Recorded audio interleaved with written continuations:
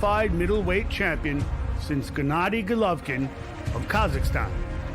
Well, at least that's about to change. You've got the boxer. He's ready for this moment right now. And the puncher. A devastating knockdown. Another Kazakh, in fact.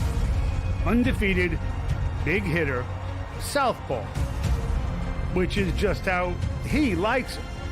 Good fight, on paper. Both guys are going to be putting it all on the line tonight. Now give us a reason to care.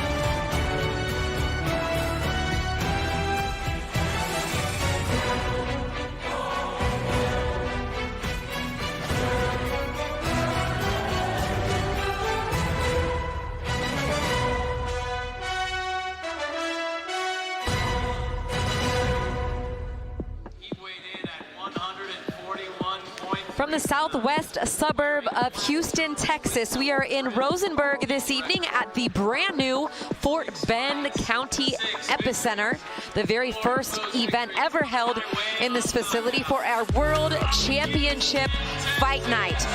But we will start off the night with a pair of heavyweights, Richard Torrez and Guido Vianello, both in their respective bouts, both former Olympians. Let's keep the list of Olympians going, shall we? Keyshawn Davis as well, undefeated, taking on arguably his toughest test to date in Nahir Albright, and of course our main event, Janibek Alimkhanuly taking on Vincenzo Gualtieri in the WBO and IBF Middleweight World Championship fight. Welcome inside the Fort Bend Center. I'm Christina Poncher, joined by my broadcast partner tonight, Curran Batier. Pleasure to have you with us. Curran, we're gonna give him some bonus coverage. No one needs to hear us talk any extra, right? Let's bring him some boxing and take us through the tail of the tape for this bonus coverage. We got a lot of rising stars on this card. Giovanni Marquez is on there. You see he's only 22 years old. His father, Raul Marquez, a champion in his own right. He's in the corner. This should be a good one. Strayhorn in the orange trunks, Marquez in the black trunks with the silver trim. Giovanni Marquez 6-0 with 4 KOs from right here in Houston, Texas. Dante Strayhorn out of Cincinnati, Ohio, but currently residing in Las Vegas, Nevada, is 12-4-1 with 4 KOs. You mentioned Giovanni Marquez is from Houston, so you know that the pressure is on. To add to it, we talked about his father's legacy. Raul Marquez was a champion in his own right. Giovanni has said, I want to win in outstanding fashion, so he has a lot to live up to. Absolutely. I mean, I had the pleasure of working many years with Raul Marquez, and again, actually all 3 of his older sons have boxed, but he said Giovanni's the one we feels can take it the furthest, and so far so good. Undefeated as a pro, as I mentioned, 6-0, 4 KOs. And he told us in the fighter meeting, Curran, you know who my dad is, and soon you will know who I am. That's exactly it, and this is an opportunity for him to make his name. 4 knockouts already in just 6 fights, and he wants to continue that here, build some fans in his hometown. Right now he's trying to work off the jab, hooks that lead right hand, and then goes down with a right hand to the body. Another right hand from Marquez, and back up top with the left. Just teeing off at will here, Curran. And early on, you're seeing something we like to see from young fighters, going to the body, right? Not just headhunting. That's what you want to see from a 22-year-old. No doubt the instructions of Raul Marquez, his father, in his head. Even taking the stick down low to the body, changing levels on that before he comes up top, finishes there with the right hand. Strayhorn shooting out that jab, putting a little hook on that lead hand, and our referee for this bout tonight, Alejandro Leon, stepping in to break it up. Some of the hand speed there on display from Strayhorn. For as much as we're talking about Giovanni Marquez, this is also an opportunity for Dante Strayhorn. Spoke to him earlier this week. He said, I don't have any thoughts. I'm just coming to win. But he knows if he can knock off a name like Giovanni Marquez, that can put him into the conversation for big fights.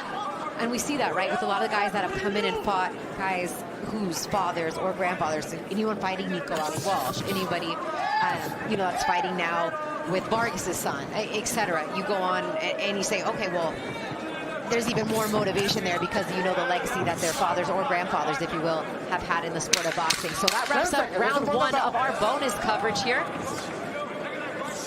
Round 2 on the way.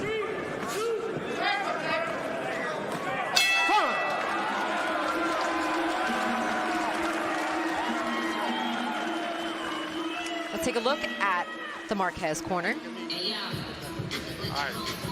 Listen in. How you feel? ¿Está fuerte o no? All right. Just keep working like that with the jab, but you gotta be a little bit more explosive, all right? I want to see more body shots. Dig to the body. Hands go. Get back on the rope. Keep Cincinnati tough. Same. Shoulders. Shoulders. You're fighting too basic right now, though. Come on. There, first round. Get the nerves out the way. Breathe, breathe, breathe.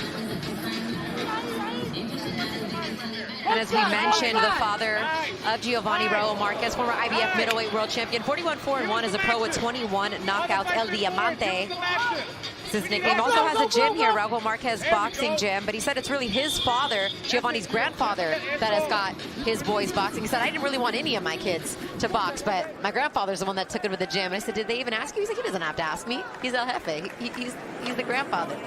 Grandpa gets what Grandpa wants, and clearly it's manifesting itself here tonight. You see something in Giovanni, and that's why Raul Marquez decided, you know what, never mind that I have a gym and that I'm a full-time commentator as well, but I'm going to go ahead and step in and be the full-time lead trainer for my son. Because he showed him something, especially with some success that he had as an amateur. That 2021 National Golden Gloves Championship. Absolutely. Raul's schedule wasn't busy enough. Now add trainer to the list. We heard him in the corner there telling his son, be more explosive. Christina, it was interesting this week. Raul mentioned that Giovanni can do things in the ring that he couldn't do. Raul felt like he would put his nose down, move forward. Giovanni has more movement. He can be more explosive, and let's see if he's able to do that here in round 2.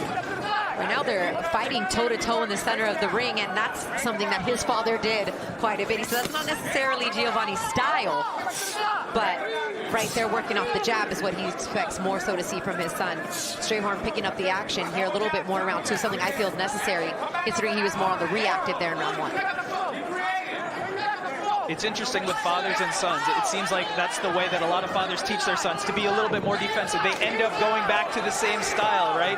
Brawling, doing what they can on the inside. And we saw that with other fighters like Julio Cesar Chavez Jr. mimicking the style of his father. So we'll see what Giovanni Marquez does in terms of his young career and developing his own style. Good opportunity here on a World Championship card. Top rank in the house. This on ESPN here in the States, ESPN Plus. So good opportunity for the young Marquez and for Strayhorn just as much. Stepping forward with the lead left hand jab is Marquez. Looking to counter there is Strayhorn.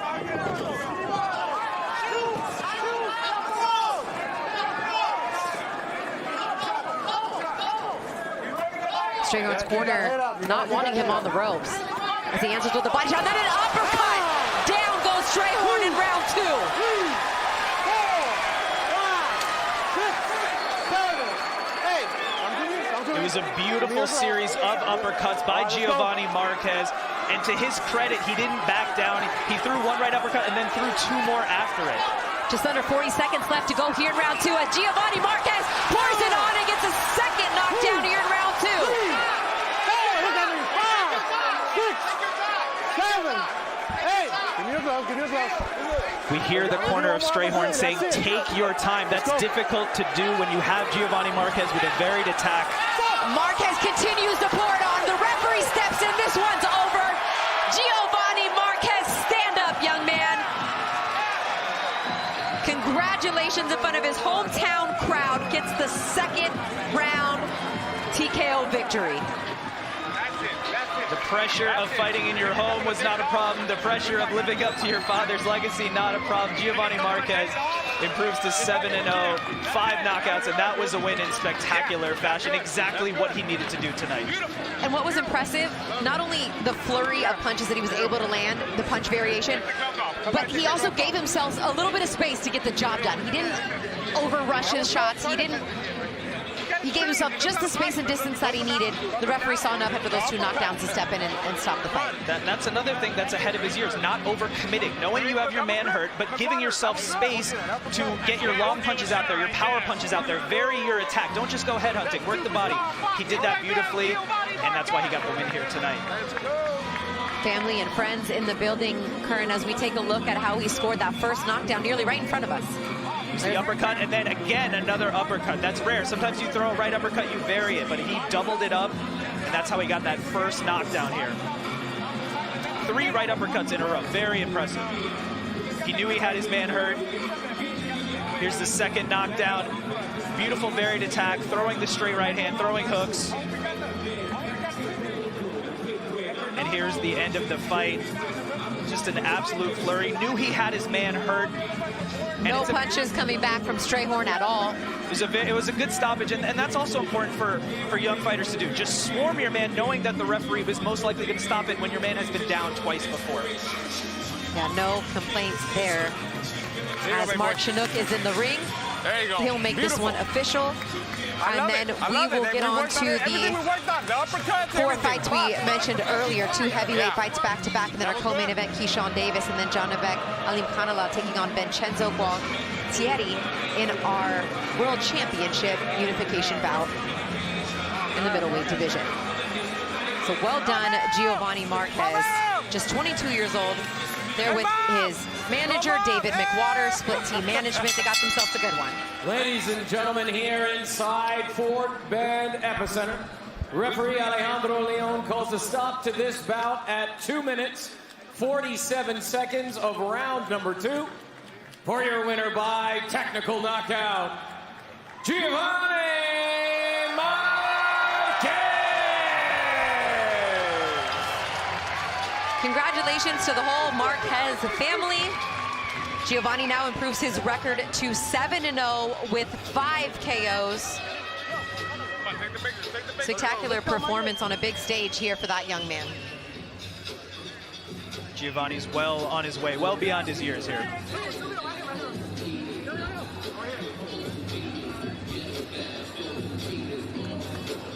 His 2 brothers there, his 2 older brothers who also boxed as well, but no longer professional fighters. Giovanni, the only one currently in the family boxing. As we take a look at the recap, and I mean, pretty much from the opening bell, Curran, Giovanni was letting his punches go and was really on point from jump. You could see focus in the eyes of Giovanni. It didn't matter that he was fighting at home. The distractions didn't matter. Nothing else mattered except what was in front of him, which was Dante Strayhorn, who didn't end up lasting long. 3 knockdowns in round 2, the eventual stoppage. Just a brilliant performance from Giovanni Marquez. I was just a little demonstrative there. Did you catch that on the bottom? I was like counting like if I was the referee, but it happened nearly right in front of us, and those were just some spectacular uppercuts. It's arguably my favorite punch in all of boxing, and you mentioned it, Curran. I mean, it's rare you see 3 with the same hand land time after time after time, but kudos for getting back up and giving it a go again for Strayhorn, but now his record is 12-5-1 as a pro with 4 knockouts. And Marquez just showed that he was on another level this evening.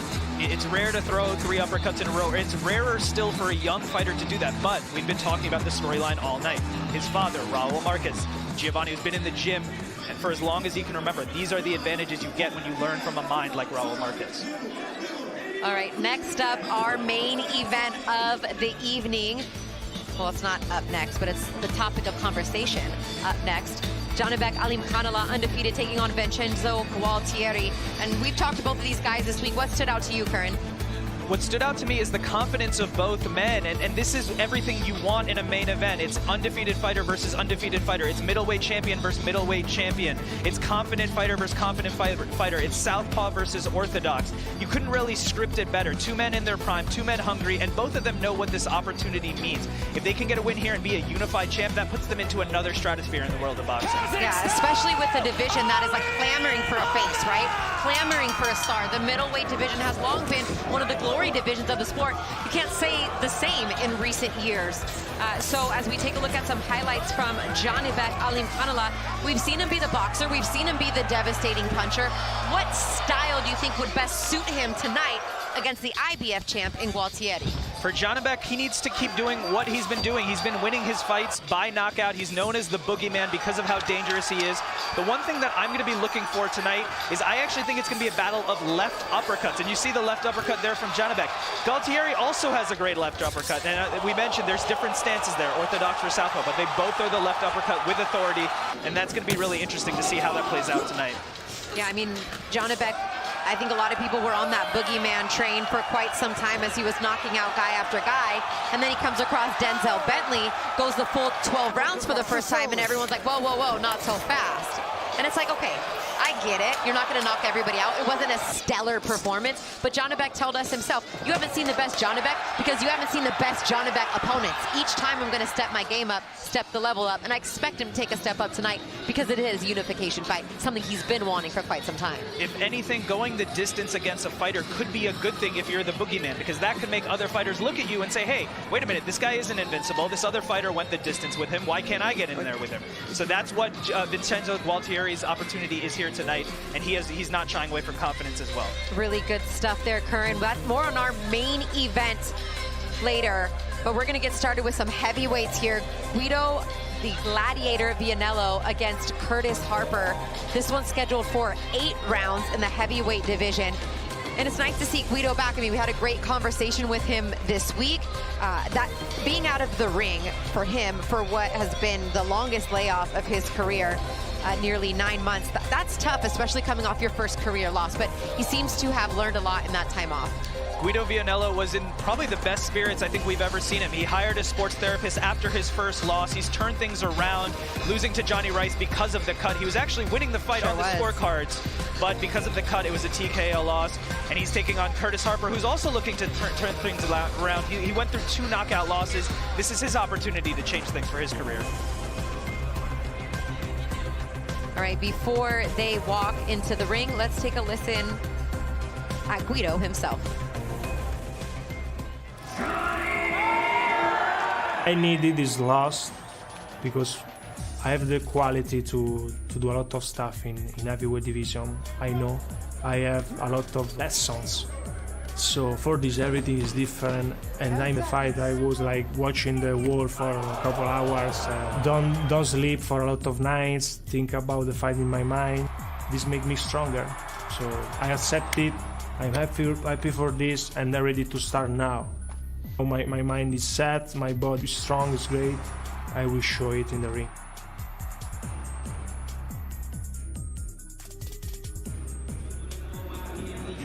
My body's strong, it's great. And how often do you hear that from a fighter? I needed that loss. I mean, that is incredible honesty. He has every reason in the book to make excuses. He's not doing that for his last fight. Speaking of making excuses, Curtis Harper, should we mention it? We have to, right? Only right. A lot of people know Curtis Harper. Remember him for when he went viral against Efe Ajagba. When the bell sounded, he walked out of the ring after just 1 second on his way straight to the dressing room, was disqualified. Now that was, 5 fights ago now, but I'd be remiss if I didn't mention it because that's how most people remember him. He's hoping to put that behind him.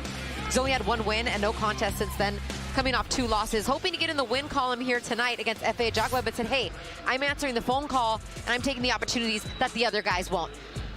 Tonight against Guido Vianello, it's his opportunity. This is the fight against Ajagba. Christina, you mentioned he walked out of the ring. He wasn't happy with the contract. He wasn't happy with the situation. It's unfortunate that this moment is going to follow him around in his career, but it will, unless he can do something dramatic, like, for example, have success against Guido Vianello. That would be a huge opportunity to change the narrative about your career. And Curtis Harper loves the sport of boxing. He said fighting on ESPN, this is a dream come true. So he has an opportunity to change everything tonight. All right, let's take a look at the weigh-in footage from yesterday, albeit ceremonial, if you will, for heavyweights, right? No weight class, obviously, and you can see that by, we'll see the tail of the tape soon, but Curtis Harper is significantly heavier than Guido Vianello, but the difference is going to be functional weight, and you see the massive height difference there for Guido Vianello. So this is a tough task for Curtis Harper. And there you see the tail of the tape. So 275 pounds, you would think that's a huge advantage over someone who's 241, but again, it's about functional weight. What can you do with that size? Curtis Harper didn't say he wants to smother Vianello. He said he wants to work the left hand tonight. It's going to be interesting interesting to see how that weight plays out. And of course, 6'6" versus 6'2". Harper is going to be punching up tonight. And Guido is one of those guys, Curran, that does fight tall. Sometimes you get these guys that have that size advantage, but they kneel down, they don't fight and use all that height. But Guido very much is that boxer type of style. He will stand tall. He would have, in fact, kind of what got him in trouble with that cut. Ladies and gentlemen, welcome back inside the Fort Bend Epicenter. This is boxing. This is Top Rank, presented by Hall of Fame boxing promoter Mr. Bob Arum, and sponsored by AutoZone. Get in the zone. This bout is scheduled for 8 rounds in the heavyweight division. Our judges at ringside, Ellis Johnson, Michelle Morales, and David Sutherland. And the man in charge at the sound of the bell, Mr. David Fields. Introducing first, out of the blue corner. He weighed in at 275.5 pounds. Wearing purple and pink trunks. His record, 14 victories, 9 defeats, 1 no decision. 9 of those victories coming by way of knockout. From Clarksville, Tennessee, Curtis "The Hurt" Harper. Let's go. Let's do it. Introducing out of the red corner. He weighed in at 241.3 pounds. Wearing maroon with silver trunks. His record, 10 victories, 1 defeat, 1 draw. 9 of those victories coming by way of knockout. He is a 2016 Olympian from Rome, Italy, Guido, the Gladiator Vianello.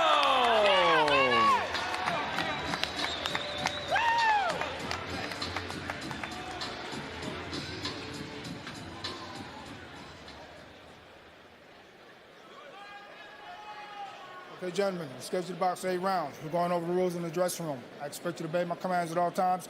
Most of all, protect yourself at all times. Touch gloves, good luck. David Fields, the third man in the ring tonight.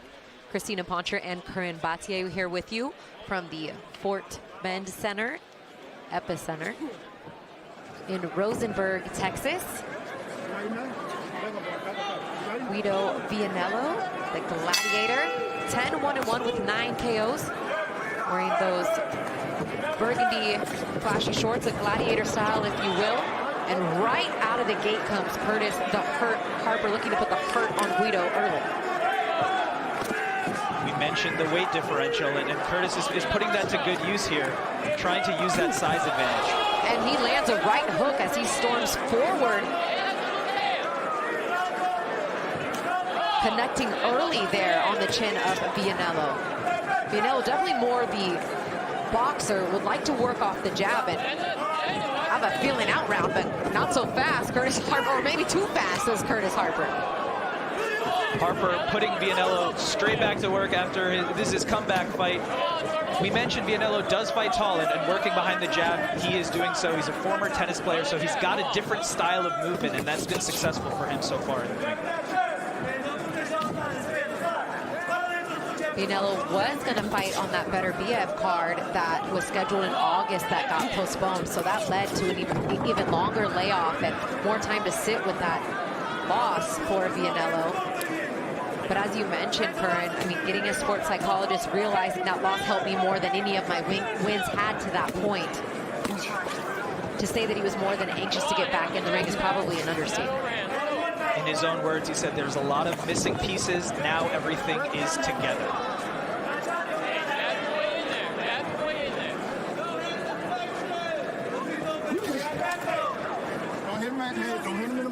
You know, with a guy that has the style of Curtis Harper, it makes it a little bit difficult when you are such an experienced amateur and such a, classic boxing style that Guido has, to get into his rhythm, because he's just kind of getting bull rushed there by Harper.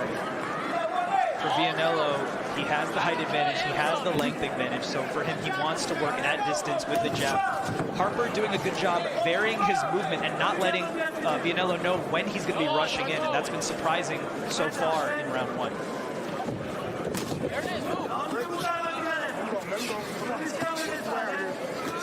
Harper has been a pro for 13 years. He has 25 professional fights to his credit, one no decision, 9 of his 14 wins were by knockout. But has had a hard time getting a steady team behind him since that walkout fight against Ajagba. And most recently, his stepson has actually become his head trainer.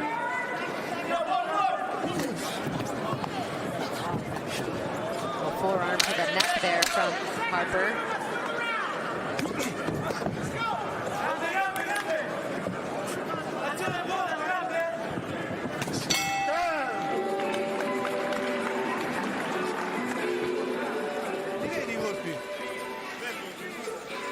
Sì, stai aspettando troppo.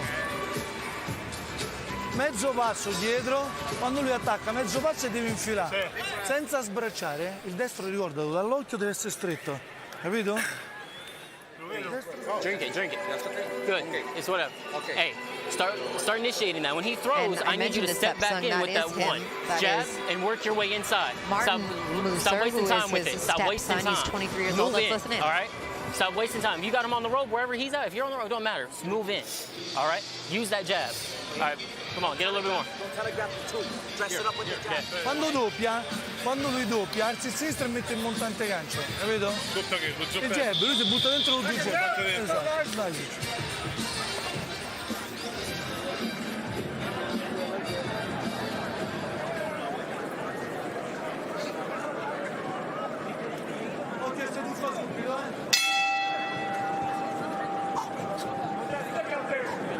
Round 2 in the scheduled heavyweight 8-round fight. Christina Poncher and Kern Bate here with you.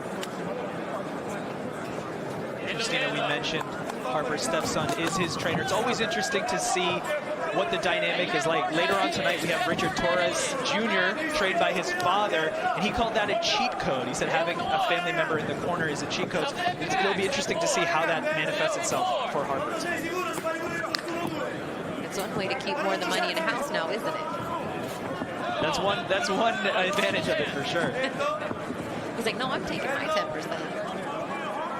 It's like allowance, right? It's like, I don't have to do chores, but I'll train you in the corner, and then I'll get my cut. But you know, to that point, these guys don't know that have to answer the call whenever they get it. They're not with a promoter that gets them fights regularly. I mean, with that being said, Harper was on vacation with his family when he gets the phone call for the fight and just starts training right there in Hawaii. I mean, 2 weeks ago. Harper said he had a vacation scheduled. That doesn't change for this because he knows the type of opponent he is. He could get a call at any time to take on a big name. And the opportunities we mentioned after the Ajagba walkout are few and far between, so he has to take the many opportunities that he gets. He took this one, even though he was vacationing in Hawaii not too long ago. Guido looking. Vianello, nice left hand gets in, trying to get that jab established. And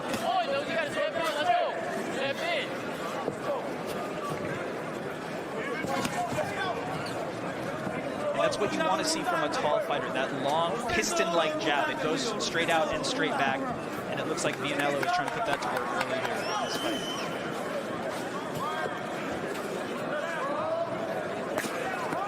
jab connects there for Vianello. And a nice right hand uppercut. Right on the chin of Harper, gets through the guard. Feint there with the front foot from Vianello, working his way in with the left.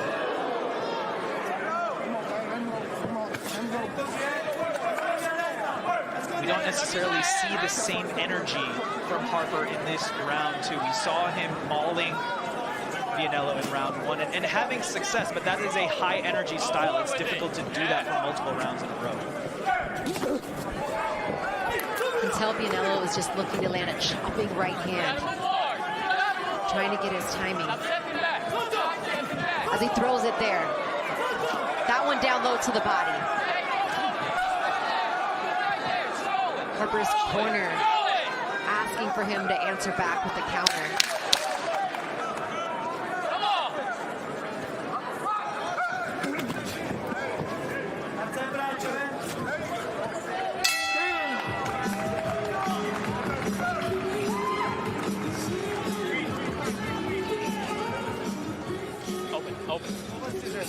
Capito? No, comincia a spingere dentro sto jab a fargli male. Oh, questo c'ha altre 2 riprese se è bravo. Se è bravo lui c'ha altre 2 riprese. Okay. Let's take a look at a right hand by Vianello, lands flush. Christina, you mentioned he's been looking to set that up. Here's another look at it. There's a few different ways to set it up. One is the feint like he did there, lands it beautifully. And there's a chance that punch will be there later on in this fight. And that's what Guido Vianello will look to do. Senza esitare troppo, non fa recuperare. Non fa recuperare. I colpi sta sotto tutti. One interesting thing to note here between rounds is that Curtis Harper is standing between rounds, not taking a stool. It's always interesting to see when fighters do that. I find it more and more common too with the heavyweights, right? It takes a lot more energy to sit all the way down, get all the way back up, just standing.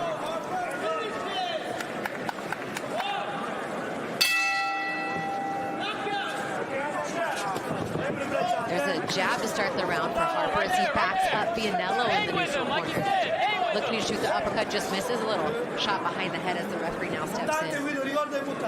And that is the fight that Harper wants, to smother Vianello in the corner, not let him get that long right hand going. Hey, he's right there. Remember, moving forward. You gotta move forward.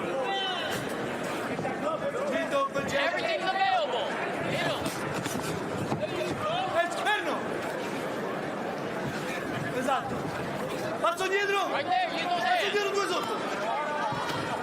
Vai, subito. Not a lot of clean work here to start, as you have to think too that Vianello might be a little weary coming off of a fight where he had suffered a large cut. The way that Harper moves in with his head and how he's unorthodox and how he uses a lot of his body to move forward. Vianello's got to be careful there. It was interesting to hear the pre-work that they did on his skin too, knowing that cut has a better chance of opening up, considering how deep that cut was. We had a good conversation with this cut. There's no way for the cut not to be on Guido Vianello's mind. I mean, it's the last thing that happened to him in the boxing ring. He took the cut. He took his first ever loss. We mentioned the sports psychologist. And right there, they come together with their heads. And that's something that's going to be on his mind. But at the same time, he said that he doesn't want to leave these fights into the judges' hands. He wants to take control of himself. So he might want to start faster if that's his game plan.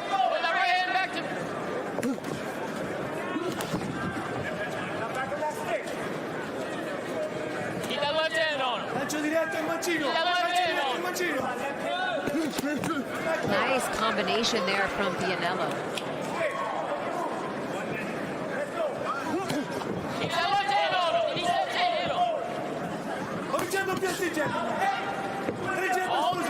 Follow through. Hit him with that 118.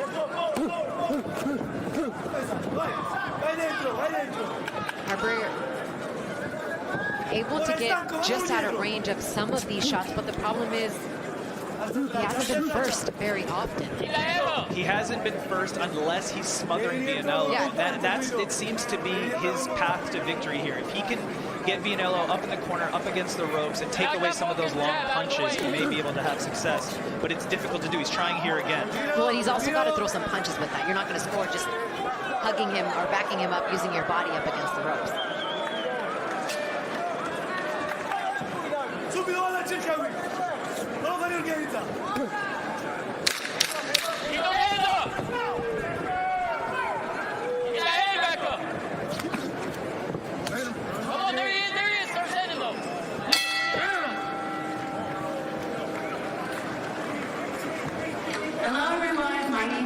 But I go by Shay Metal. I've been a top-ranked knockout for about a year now.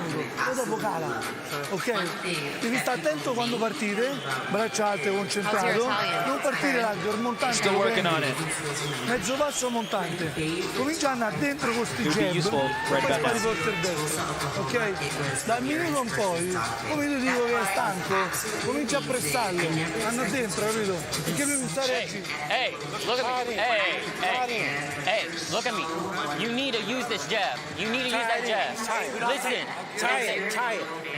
You need to and there's jab the your live hand. shot Listen in the to what I'm locker saying. room of the WBO middleweight world champion, Janibek Alimkhanuly, looking to make his third defense of that WBO strap and take another one home with him from the IBF middleweight world champ, Vincenzo Gualtieri. That's coming up later on tonight in our 12-round unification middleweight world title.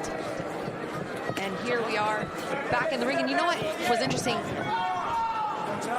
Harper's stepson told him, look at me, look at me.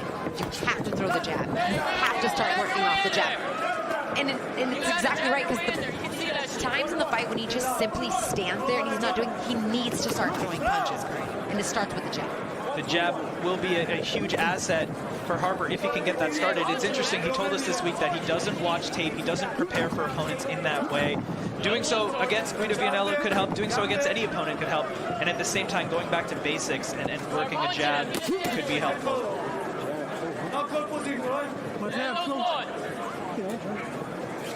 As you hear him say, send those ones, the jab. That's what his corner's looking for. Meanwhile, Vianello working his way around the outside, popping his jab. You have to notice Vianello's movement for such a large man. We mentioned the tennis player background, and he can move left, right, and that's going to be a huge advantage for him in the heavyweight division.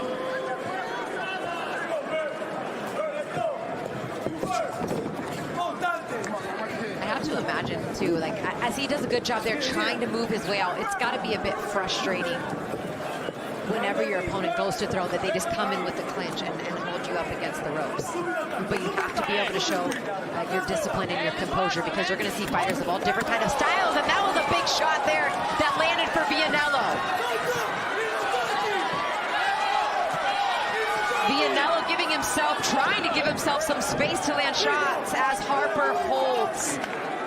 And you mentioned, Christina, it's important to keep your composure so you can have moments like that, landing the big right hand, which Vianello has been able to do. Not a good place for Harper there in the corner as Vianello lands a body shot.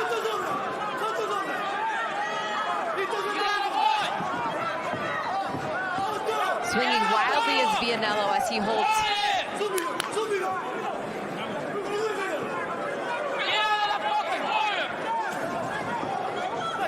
And I'm sure you heard that clearly.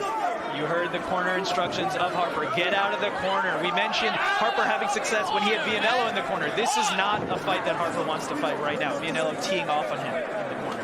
Put him back in there.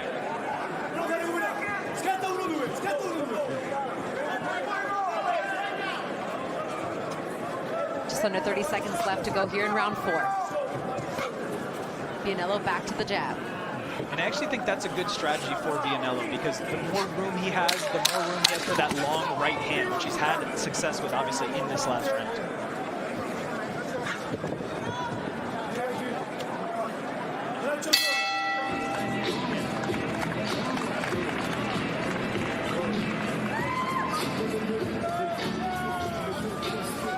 Let's take a look at the most impactful punch of that last round, maybe the most impactful punch of the whole fight. The huge right hand for Vianello lands flush, clearly got Harper's attention. And here it is again.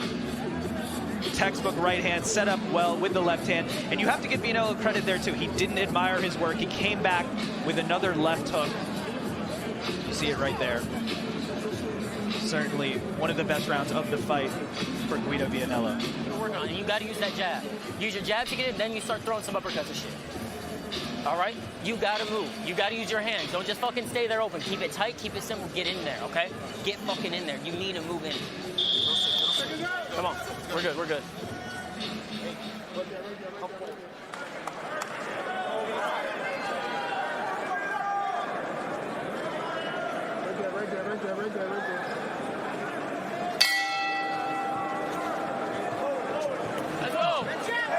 We're halfway through the scheduled 8 rounds now, and again, the same direction from the Harper corner. You need to throw punches. You need to shoot the jab and let your hands go. Remember, this week, Harper told us, he said, my left hand is going to be all over him, jabs and left hooks. That's what his corner's asking him to do, and that is his path to success, but he needs to execute on that game plan.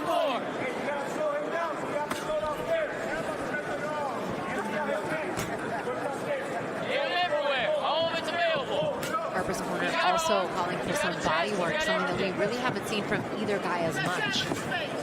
As once again, Vianello looking to tee up the right. Put a nice little hook on that lead hand that time. And then back to the straight jab. Yeah, if you look at Vianello's style, I mean, it's mimicking another fighter who had a lot of success in the heavyweight division for many years, who was also a tall fighter, which is Vladimir Klitschko. And if you watch a lot of Klitschko's fights, it's similar mentality, head hunting, just using the left hand to blind your opponent and then land the big right. That's how Vladimir had success, and it looks like Guido Vianello is trying that strategy here tonight. Come on. Start going. That's a free hand. Start uppercut. Uppercut. Come on.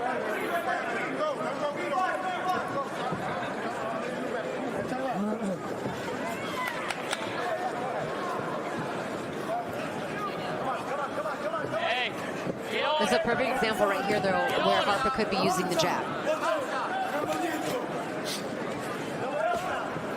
Instead, it's Vianello trying to bait Harper in, just in close enough distance with some of the feints and the jabs that he's been using. But then this usually. And you mentioned the lack of body work from Vianello. There were times in earlier rounds where Vianello did throw the straight right hand to the body and had success.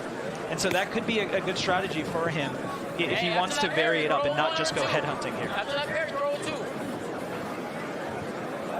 And a little feint, Harper trying to use some of his own here, just under a minute left to go round 5. Throw something. Step forward.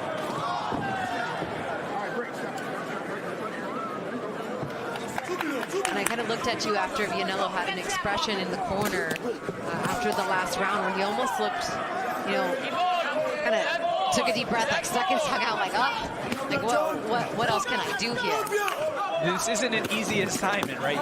You have Curtis Harper. He's a large man. He's using his weight. He's trying to back you up. And at the same time, Guido Vianello is trying to keep his composure, trying to find distance. Harper's mentality, he said, I am the underdog. He knows that. He said, I take these fights because no one else will.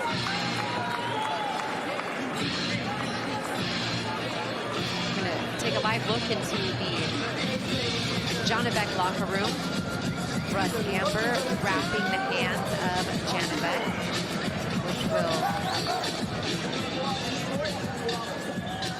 will be placed into those rival gloves. That's one of his sponsors. Russ Amber, one of the very best in the game. And now over to the IBF champ, Gualtieri, getting his hands wrapped by his lead trainer, Frankie Aldama. Unique relationship there between those two. They speak Spanish to each other, as Frankie's Cuban and Gualtieri, although of Irish blood, was born and raised in Germany. Hey, get him. We're looking forward to seeing both of those men in the ring later on in our main event. Still to come, Richard Torrez Jr. up next in a 6-round heavyweight contest. And then our co-main event, one of the brightest rising stars in all of boxing, Keyshawn Davis against Nahir Albright in our co-main event. Right now we're looking for some adjustments from either fighter at this point, Corinne. And as we get into round 6, I think Curtis Harper has a decision to make here in terms of what type of fighter he wants to be. Last time he came out, we saw him take a knockout loss to Kaniva. Before that, a knockout loss to Jalala. He mentioned that he takes fights that no one else will, but you don't want to just go into these fights and be an opponent. And that's a decision he has to make right now. Does he want to execute on the game plan he mentioned pre-fight, working the left hand, fighting with more energy? That's going to be his decision right now. Yeah, especially if he wants to try to win this fight, because whatever he's doing likely has him down 5 rounds to none on the scorecard.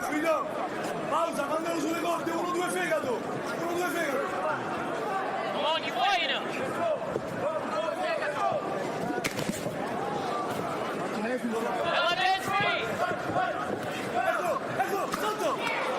That was a good use of angles and footwork, with Vianello able to spin Harper there off of him.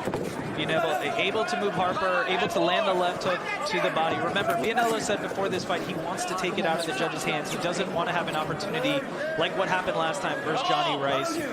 So this is also his opportunity to say, I want to change the momentum of this fight here. Harper actually able to block some of these shots because they're coming so wide from Vianello, and they're hitting kind of the elbows and the guard. Not to say that those aren't scoring punches, because they can be, but At the same time, not as crisp as some of those straight rights and some of those shots to the body we saw earlier. It's a beautiful straight right hand made its way in there flush to the head of Harper.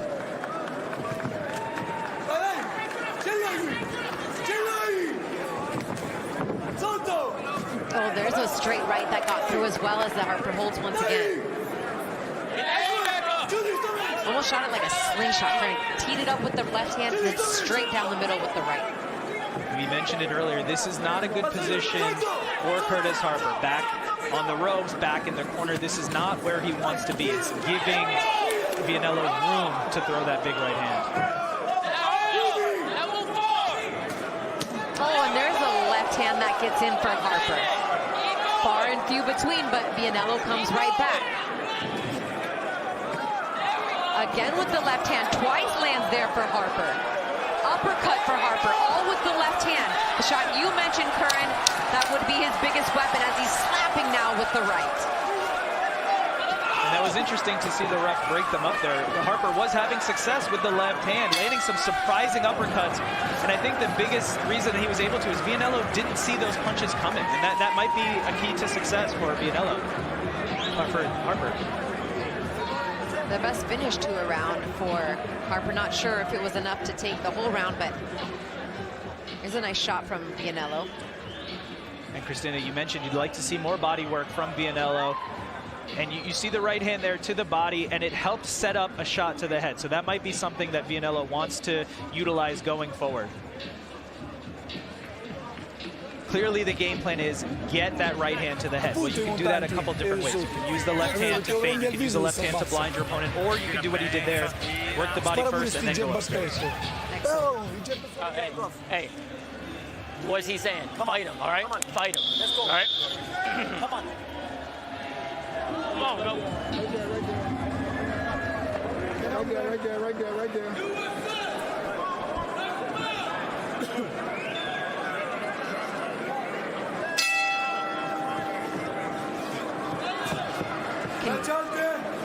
Curtis Harper use a little bit of that momentum that he built there at the end of round 6. He had the strongest closing of any round, as you could tell a little bit more energy from that corner between those rounds. It could really go either way. I mean, Harper had success with his back to the ropes because he was able to surprise Vianello with those left hands, but at the same time we mentioned that he's also a sitting duck for Vianello's right hand when he does have his back to the ropes. So it's an interesting strategy. There's a little bit of push-pull there. How about the southpaw stance here for Harper? If you want to work the left hand, it's not the worst strategy. Oh, except when it has lapse in your defense because of it, where he just got caught with a clean shot like that.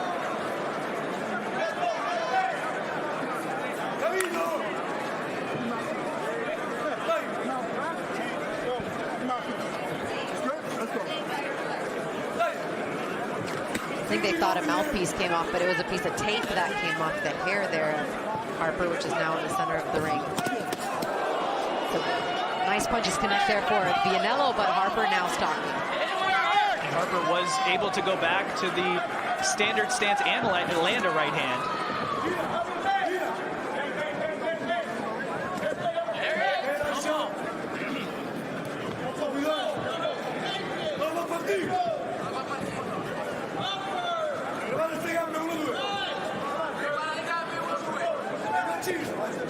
Back and forth between each stance goes Harper.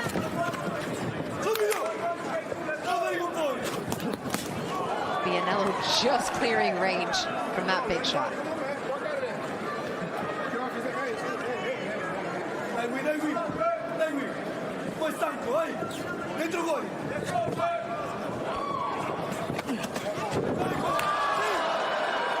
Slip there from Harper. Just under a minute left to go here in round 7.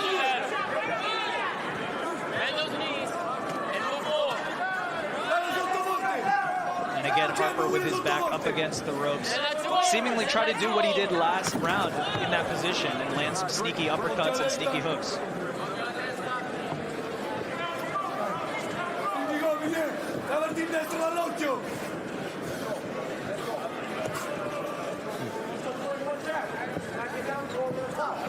Over the top two, come on. timing on that counter right hand from Vianello. Straight jab snatch the head back of Harper. Using a little bit of angles to throw the left there. Right hand to the body for Vianello.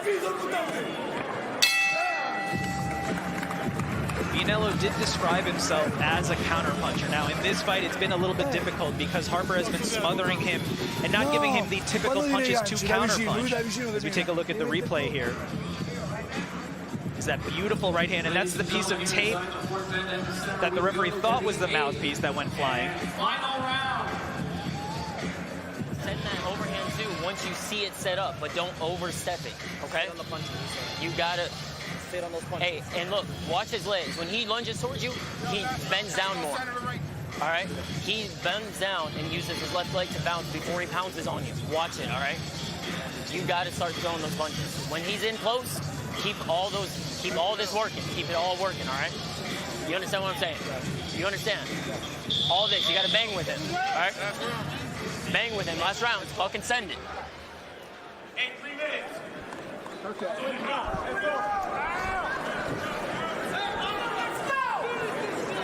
And the parting words from the Harper corner, 3 minutes, that's all you got. Let him go. 3 minutes and send it. Back it down. You also heard in the Harper corner, they asked Harper to keep an eye on Guido's legs and to see how they're moving and how that sets up shots. That can be difficult to do in real time. It's something easier to do in the corner. Yeah, I think he might be in some trouble if he has his eyes down, paying attention to his legs. Remember.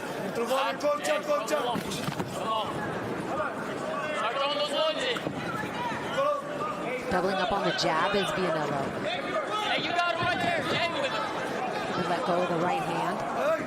And you saw it there moments ago. Harper does have success when he jumps in there. It surprises Vianello. And if he's able to jump in, Christina, to your point, and also throw punches, he's able to land scoring blows. Just not enough offense from Harper tonight. Some bright moments there at the end of round 4.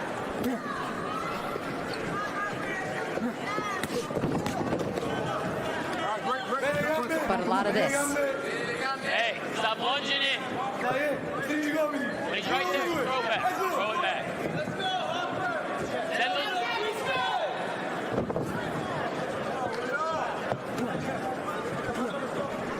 Hey, hit the chest. Hit the chest. Put that one. Hey, move back in. Move back in, start throwing hard.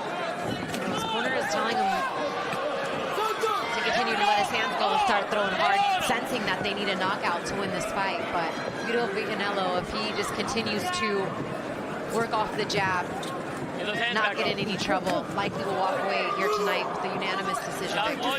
Vianello knows that most likely he's been piling up some rounds. Correct. It's easy for the corner to say to Harper, you need to send it. It's harder when you have a 6'6" opponent like Guido Vianello across the ring from you. And Curtis Harper, he mentioned he loves boxing. He lives for this. The years that he couldn't fight, he felt like he was in exile. But at the same time, it's difficult to get a win against these top opponents. So he may be content to just get in there and go the distance.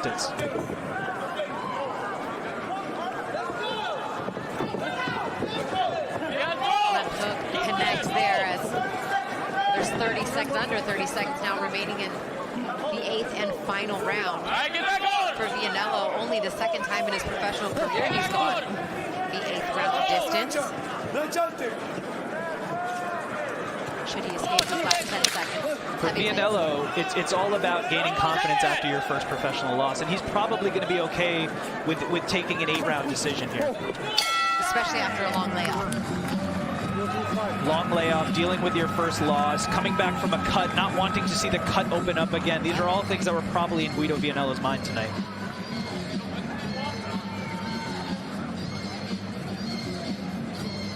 We'll take a look at some of the replays as that right hand lands as the judges tally up the scorecards. We see the right hand for Vianello at a couple different angles there. At first it was the uppercut. There it's the straight right. There's another straight right hand. He's done a good job of following up the right hand with the hook. That was the punch that knocked the tape out. And there you see it more in a looping fashion. So you have to give Guido Vianello credit there. He's not just trying to set up that laser straight right hand. He's throwing it at different angles. We saw him actually throw it to the body at different times as well. It was a varied attack. He wasn't able to get the knockout, but it was an impressive performance against a tough game opponent for Vianello. How about the cowboy hat? Win in Texas, right? You may be Italian, win in Rome would only be, that would be cliche. So win in Texas, you sport the cowboy hat. Very well done tonight. And I think more than anything, to your point, just getting in the ring, getting the rounds, and coming out without getting a cut, especially the way this fight started in Curtis Harper style, it had to have been top of mind. I think both fighters could take something away from this fight. Guido Vianello got to get back in the win column. And Harper, last 2 fights were knockouts. He was able to go the distance here. Maybe something he can learn from. Mark Chinook is in the ring tonight. He'll deliver the official decision, and then we'll move on to our second heavyweight contest of the night. Rosenberg, Texas, baby. Beautiful city. Love it. Ladies and gentlemen, after 8 rounds here inside the Fort Bend Epicenter, we go to the judges' scorecards for the official decision. David Sutherland scores the bout 80-72. Ellis Johnson and Michelle Morales score at 79-73. All in favor of your winner by unanimous decision. Guido, the Gladiator Vianello!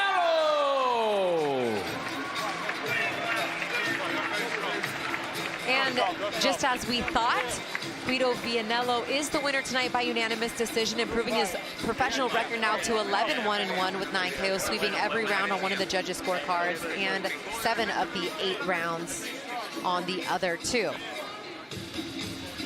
Is the trainer breaking a sweat, wrapping the hands there, Curran? What's going on there?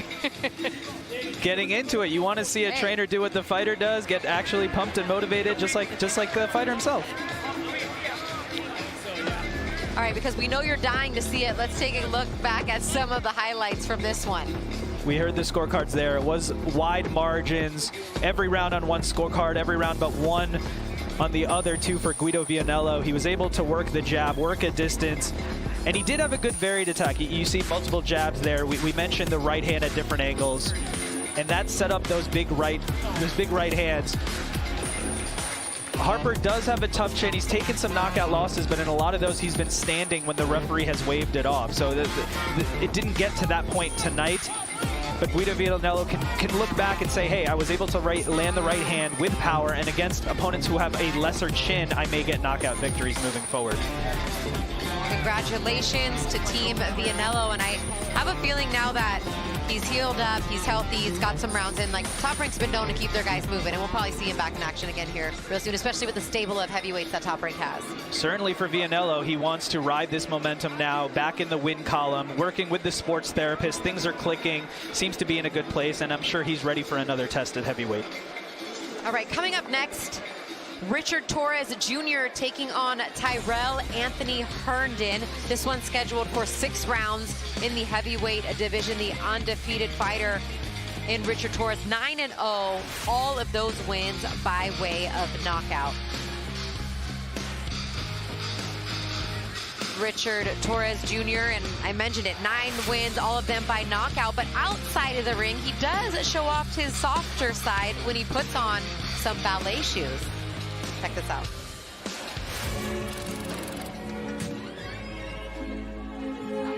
You want to look heavenly, so make sure your lines and your feet are stretched.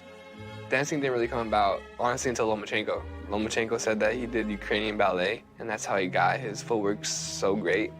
While I'm nowhere near the best dancer, I wouldn't even call myself a good dancer. I would say I try. He never bragged about who he was. He never mentioned anything. He just wanted to be a student, blend in, and learn. And up, toss, and drop down. Swing around, and hold. Beautiful! I was extra excited because I got to have him a second semester, and he was featured as Gaston in our ballet routine.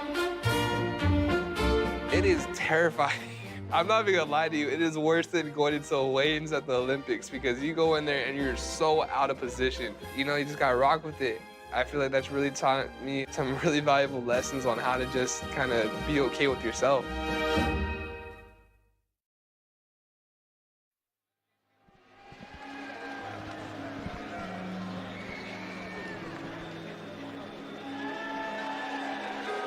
He's a man of many talents. He's a quite fascinating human being. He's a damn good boxer, but he can solve a Rubik's Cube. He's into robotics. He can make rockets. I mean, he does a little bit of everything. Probably, in my opinion, one of the most well-rounded humans we have in the entire sport. Not to mention an Olympian and a knockout artist so far.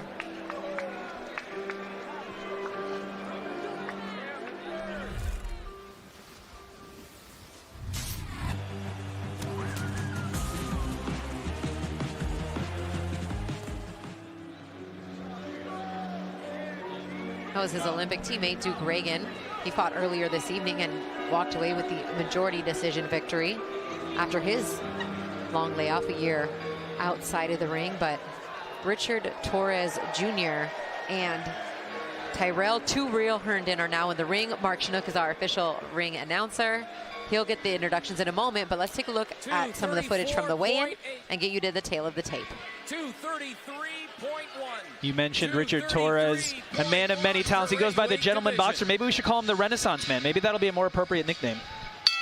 Ladies and gentlemen, we return to the action here inside the Fort Bend Epicenter.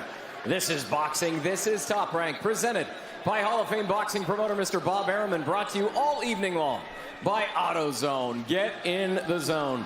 This bout is scheduled for 6 rounds in the heavyweight division. Our judges at ringside, Dr. Kelly Isaac, Michelle Morales, and Joe Rodriguez. And the man in charge at the sound of the bell, Mr. Alejandro Leon. Introducing first, out of the blue corner. He weighed in at 234.8 pounds, wearing purple trunks with black trim. His record, 21 victories with 4 defeats. 14 of those victories coming by way of knockout. From San Antonio, Texas, Terrell Two Real Herndon.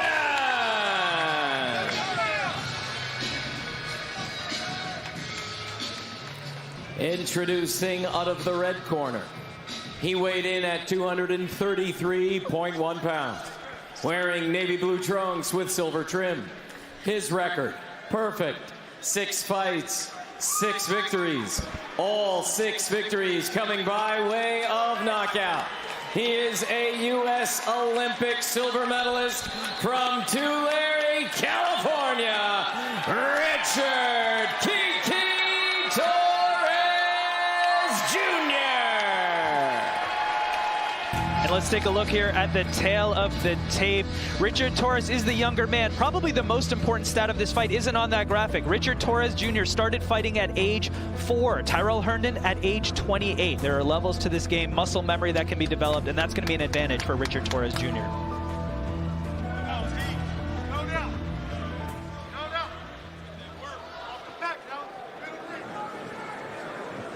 Alejandro Leon is the 3rd man in the ring tonight. Christina Poncher and Curran Bate here with you. Thank you for joining us.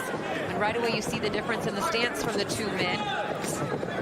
Southpaw Torrez Jr. against orthodox Two Real Herndon.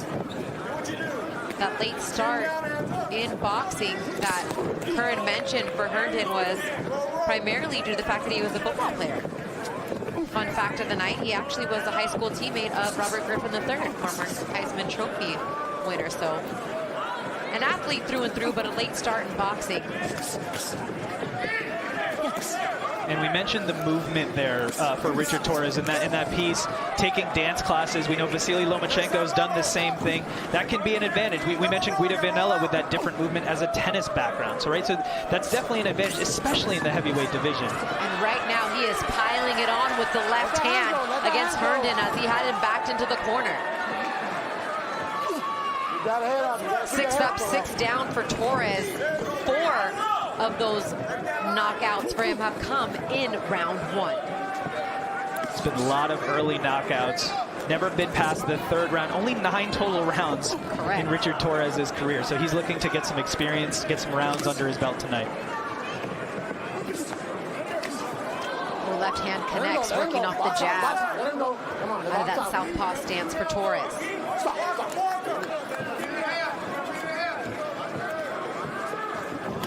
Down to the body with the left hand for Torrez. as Herndon looks to shoot his right-hand jab. Excuse me, left-hand jab as he tries to shoot the right. No success there. Turns his back. Hey, Torrez, let's watch it. Don't turn around. Let's go. As the southpaw heavyweight lands a good left hand there. Down to the body. And Herndon holding. And credit to Torrez for using his free hand and working the body even when being held, not waiting for the ref to break it up.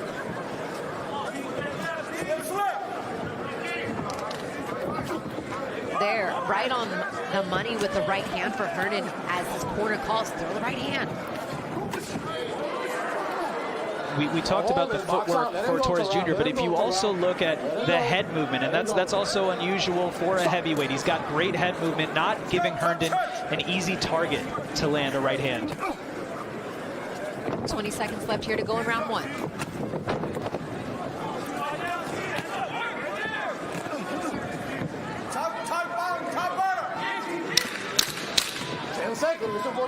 Solid start for the 2020 Olympian out of Tulare, California, as he's landed some good shots here. That was a lot of punches thrown there, Curran, in round one. If you look at Richard Torrez, right, only 6'2", not the tallest fighter in heavyweight, but you look at the other things you have to do well to be successful, and he has a lot of those. He's a southpaw for one, that makes it difficult.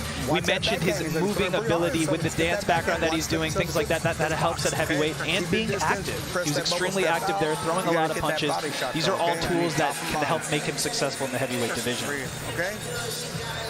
Just can't leave the meeting with that. The direction of his father, Richard Torrez Sr., in his corner, which he told us, you alluded to earlier, if you've been with us through the entirety of the program, is he feels a cheat code having his dad in his corner. It's always interesting to see the dynamic between fathers and sons. Obviously, for Richard Torrez Jr., it's been a huge positive, and they've had a lot of success together.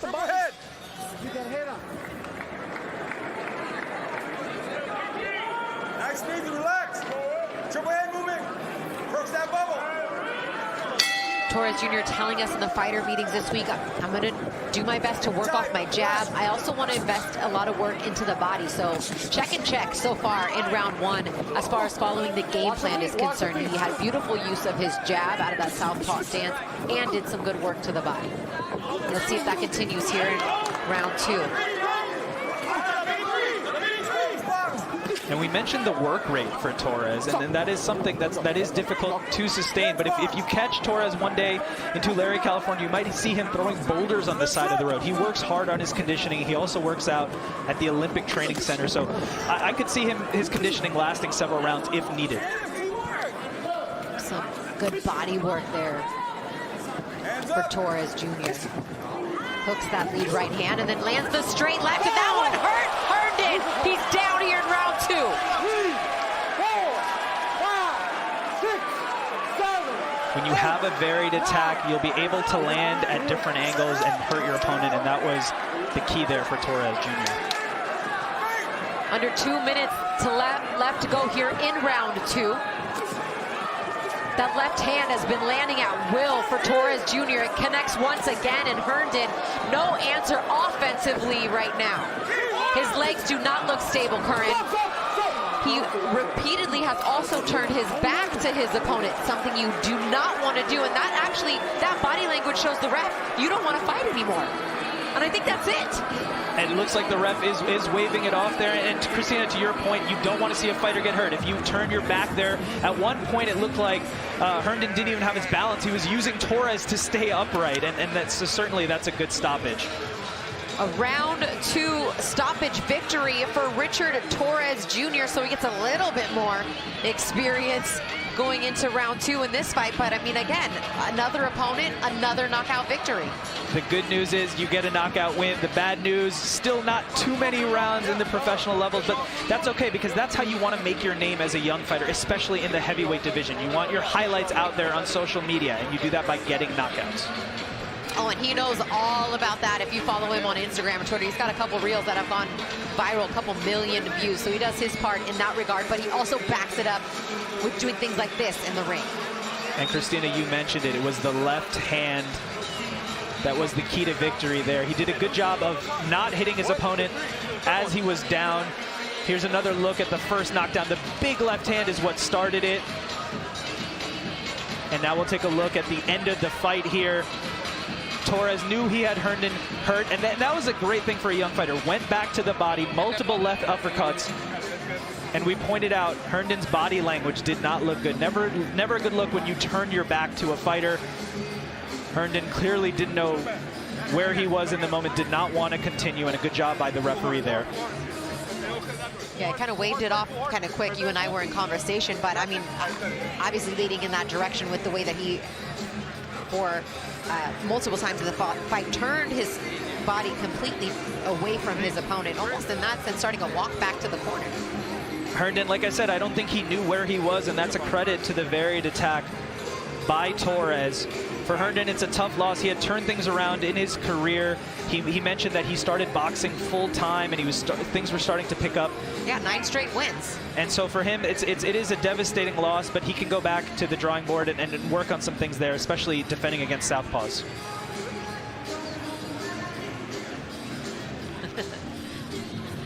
And the gentleman boxer he is coming over to give his respects to the broadcast team, ourselves and the ESPN team alike, the opponent's corner. I mean, like I said, just a really well-rounded human being. And I know that people will say, well, when is he going to step up? When is he going to fight anybody? The kid's 24 years old. This is only his 7th professional fight. He's not going to get thrown in there with the elite in the heavyweight division. But, you know, to the point about getting more in-ring experience, he's ready for whoever they give him. He trusts in his handler's hands, and all he's done is beat everybody they put in front of him.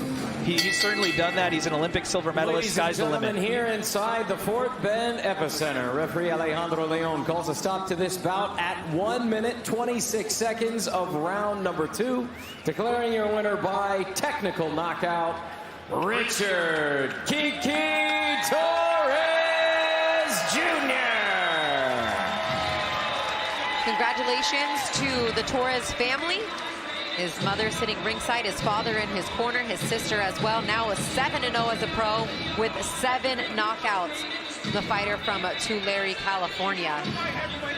And Curtis Harper made his way back into the ring. Maybe he wants to fight, maybe trying to get his next fight scheduled here with Torrez Jr. Curtis Harper said, I fight people that no one else will, so maybe he'll take on Richard Torrez Jr. Here's a recap of the fight. It was the left hand for Torrez, a varied attack to the body, to the head. Had his man hurt. Again, did a great job there to not hit his man when he's down. We've seen fighters disqualified for that. Good understanding of the moment there for Torrez Jr. Good composure. The end of the fight, multiple left hands. Body language not looking good for Herndon. 7-0, 7 knockouts for the young Torrez Jr.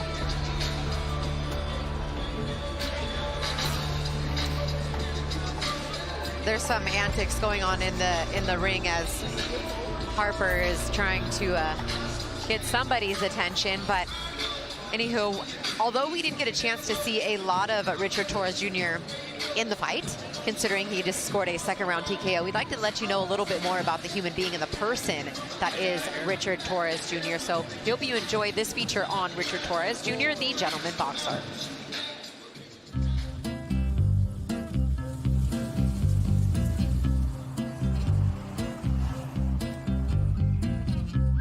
All right, ladies and gents, this is what you call candy rockets, which is potassium nitrate and sugar. What we do is we set off rocket engines. So this would be like a normal rocket engine, but with the amount of fuel we're putting in, it would be like ×3. So in high school, I think what surprised me most was I liked hanging out with the nerds more than I liked hanging out with the athletes. Potassium nitrate has oxygen in it. So, you know, the rockets we're making can actually burn in space because the oxygen is with it, like in this thing.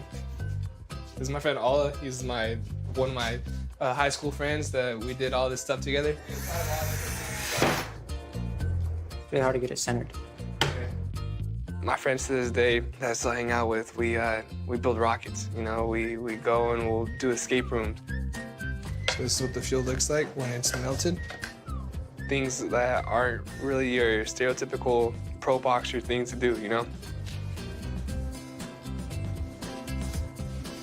Just rocket fuel on the ground, no big deal. I'm Richard. I'm Gavin. I'm Lomsey. And this is the portable rocket lab. 2, 1. That was kind of scary. Him and his little buddies come home and they're like, hey, Mom, we're going to build a rocket. Oh, good for you, you know, right? Because you want to encourage that creativity and all that. Richard, my husband, comes in and he's like, what are you doing? The house smelled like God knows what. And I'm like, oh, we're making rocket fuel. And he's like, no, you're not. Stop it right now. We almost got suspended for building rockets in high school because we asked the chemistry teacher how to make more efficient fuel. And he didn't like that, so he called all of our parents. We're still doing it, though. That's rocket fuel. But that's how we know that the rockets work. And now we go test. With Kiki, he's always been really big on, if you like me, you like me. I am who I am. So if you're at robotics and we're friends, that's awesome. I know a lot of his friends actually came from the robotics team. All and I, we actually met in engineering, right? Yeah. Remember the first time we met in the classroom? I think we're doing calculus problems on the board. The reason All and I get along so well is because that problem solving is just an amazing feeling to have. You can correlate that with anything too, like boxing. You gotta figure out how to change, how to move. You go back to the corner, you can ask your friends for help, but at the end of the day, it's all you. There's about a 40% chance that this just blows up. And 5, 4, 3, 2.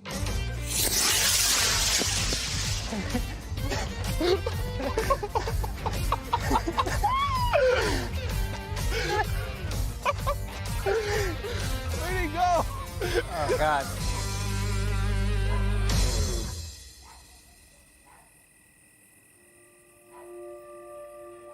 So I first learned chess when I was 8 or 9.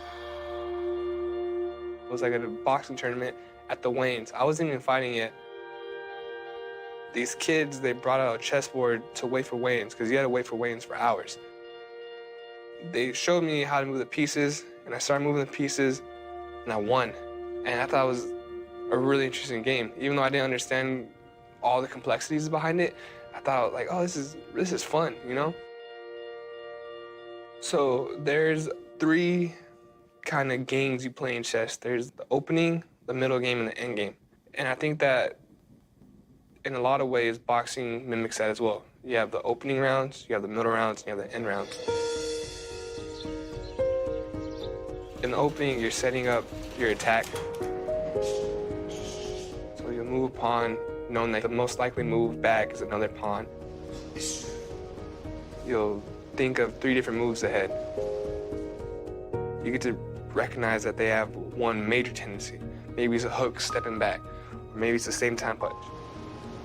If I know that that's the line he takes, then I can build a sequence off that line.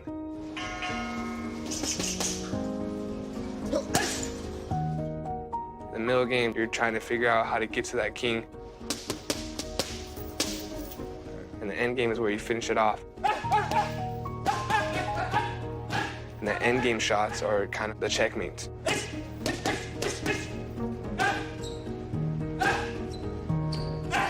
It's all a game, you know? Good job. When you finally have that first fight where you're thinking, it is incredible. It's like a new level. From Tulare, California, Richard Kiki Torrez Jr. I love him to pieces, but he's never been Mr. Slick, hip, and cool. But he's very genuine, and I think that's why people find him so enduring, and they like him.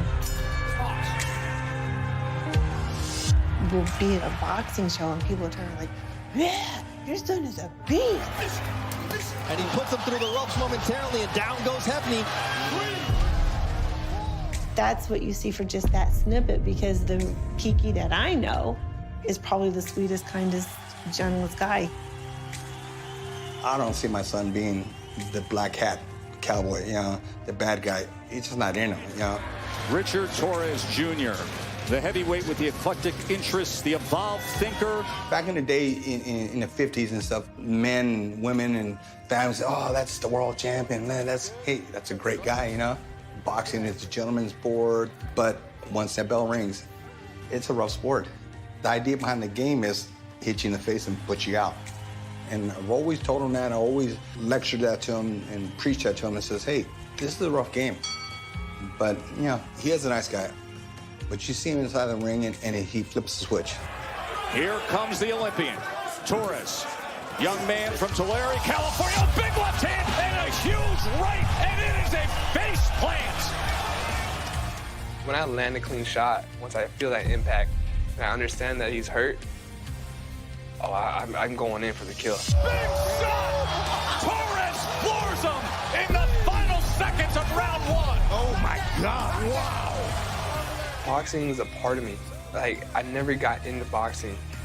I never really stayed into boxing. It's kind of like asking what I like most about my right hand. It's me, you know? It is who I am. It's a matter of time. Look at that. Go to sleep. Sends him back with a three-punch combination. Oh, my goodness. He'll tell you sometimes, and he made his comment, he goes, I never knew if I was that guy. I said, what do you think now? He goes, I'm that guy.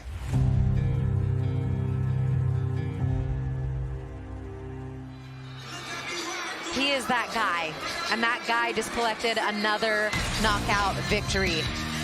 Well, another person that a lot of people around boxing, inside and out of the ring, think could be the next guy is the guy on the left, Keyshawn Davis. 9-0 with 6 KOs. Prospect of the year for 2022.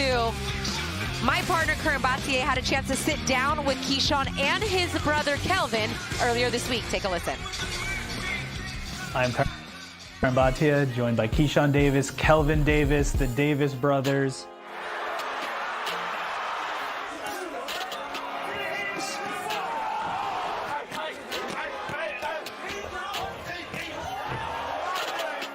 We know you guys are lighting up the world in boxing, both fighting on the same card. Tomorrow, we're on the eve of fight night, so where's the mindset at right now, knowing that you're fighting tomorrow and your brother's fighting? I'm clear-headed, level-headed, you know what I'm saying? I'm ready to go. We spent like 6 weeks in camp getting all prepared for this one night. So I'm just ready to get in there and get the job done, really. And then I got my brother alongside with me, so we can both perform in the same night. And I know we are gonna perform excellent, just off the strength of how we trained in camp and just all the preparation we did. I know we ready. Wanted to talk about, obviously, the Bomac situation. Weren't sure if he was going to be here. He will be here now.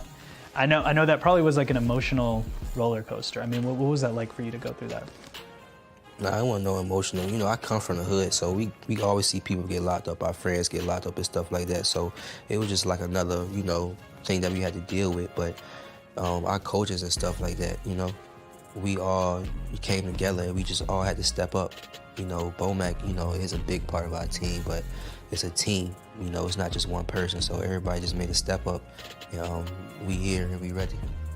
You guys are both ready for this opportunity. Kelvin, what does Keyshawn do well in the ring that you admire? I mean, it's a lot of stuff Keyshawn does in the ring, but in particular, I say he's fast on his feet. You know what I'm saying? He know how to close the distance like really fast, and he's aggressive. But sometimes, I try to tell him that could be a downfall. Don't be overly aggressive. You know what I'm saying? But like, he just has that mentality of he's a fighter, a natural fighter. You know what I'm saying? So he's trying to beat on you. You know what I'm saying? But yeah, but for the most part, skillfully, like he's fast on his feet. He can close the distance. And he got a good IQ. He's been around the world fighting all types of guys, so it's like nothing they can put in front of him that he haven't seen before. Same question for you. What does he do well in the ring? In the ring, man, I feel like if Kelvin hit anybody with a clean punch, they hurt with that left hand or that right hand. I feel like outside of just his skill and his IQ that we both carry, Kelvin has some dangerous power that people don't even know. I feel like I said, if Kelvin hit you with a clean shot, whether it's a jab or left hand or a hook, if it's clean, it's connecting, Kelvin hurt you, and that's just facts. You're 2 years younger than him, and we've seen everything you've achieved. You guys both have the same record in boxing, but I know that you want him to also have the same shine that you do. You guys want to rise in this game together. Are you protective in a way about Kelvin and everything he's doing in the ring? Yeah, I am. I say that. I definitely am. I definitely am, especially like sparring sessions where, you know, it's not outside of a fight. Like if anybody fighting my brothers, any kind of dirty or anything, I'm the first person saying something about to jump in the ring, about to beat that guy. You know what I'm saying? So definitely protective. Was it always like that growing up as well? No, I think when we was kids and stuff, Kelvin more so protect us. But as I got older, I just automatically just became the protector out of us, I guess. When you guys were growing up, who used to get the best of it? I'm sure you guys sparred and fought all the time. Who used to get the best of it growing up? That's funny. You can't really say growing up because it's like when you're kids, of course, the older person gonna win. Right. It don't even got to be family or brothers. If I'm 2 years older than somebody, I'm about to fight, I'm gonna punish him just because of my age and we're kids. So if he's 9, if I'm 11 and he's 9, there's no way he's beating me. Right. You know what I'm saying? So that's kind of like self-explained. Yeah, absolutely. Keyshawn, I wanted to ask you about, I know you've been open about everything that you went through to get here. You know, mental health challenges, everything, and I applaud you for being open about that. I know you went through some struggles at a certain point, and there was obviously a lot of pressure. You were able to get through that, get on the other side, and now you lead by example. Kelvin, when he was going through those things, I mean, what was your thought as a brother?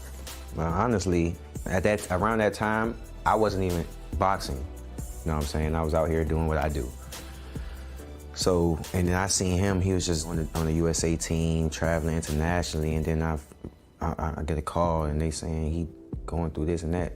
So, like, how I was hurt, because I'm thinking, like, if anybody should be going through something, it's me, you know what I'm saying? Because they was living in Alexandria, Virginia, and I was still in Norfolk, Virginia. So it was like, that's like 3-hour difference. So I'm really in Norfolk by myself, and I'm like 18, 19 years old.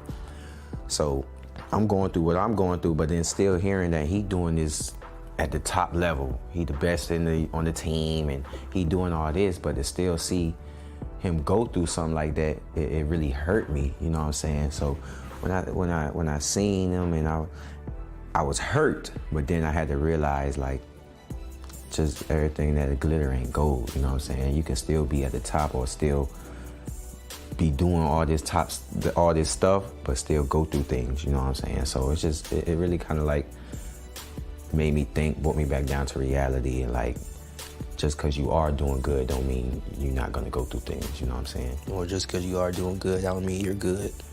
No, that's exactly it. You could be having success professionally in other parts of life, but still be going through something.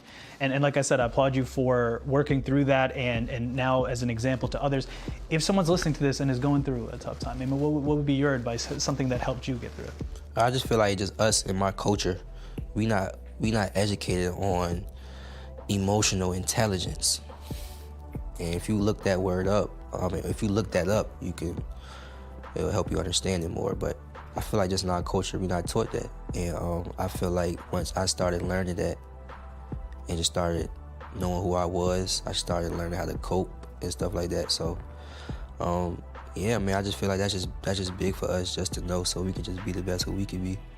And speaking of the best you're going to be, Kelvin, give me the vision for the Davis Brothers brand in the future, 5-10 years. What are we going to be saying about the Davis Brothers? Y'all going to be saying those are the guys in boxing. There isn't 3 brothers that's actually good in the sport, all 3 that's actually good in the sport of boxing, you know what I'm saying? So 5 years from now, we can all be on the same card, or all 3 headlining, you know what I'm saying? A triple header, you know what I'm saying? That's all brothers, back to back. So that would be big for our family, big for our community. And I just feel like we coming to take over the game, really, because nobody's getting in his way. Nobody's getting in my way, and my little brother has that same mentality. So if we all have that same mentality, and we put the work in, and we got the talent and the experience behind it, nobody's getting in our way. So 5 years from now, it's like the sky's the limit. I can't even call it. Those are 2 of the DB3 brothers. Keyshawn, younger brother, also in attendance, hoping to be an Olympic hopeful and going to trials here soon. But that was a great sit down. Well done, partner. I mean, what was your biggest takeaway, you know, from that conversation? Yeah, I think it's the composure of Keyshawn Davis. He's been to this moment before. He's battled mental health in the past, and he's ready for this opportunity. We know that, I'm sure we're going to get into it in this fight, Christina, but he's made changes. He's hired a chef. He's overcome stomach problems, so he feels like a brand new fighter. And standing in his way, we see the weigh-in yesterday is Albright. Albright is no slouch. We look here at the tail of the tape.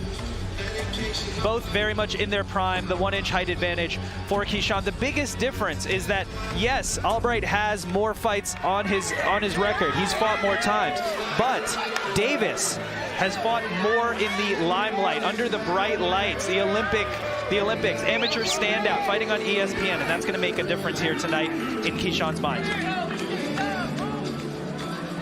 There is Nahir. Woo! Albright. It's not quite like a Ric Flair woo, but I kind of like to put the extra on it. You know, why not? Yeah, he said people used to yell woo. That became my nickname. Hey. Good enough for him.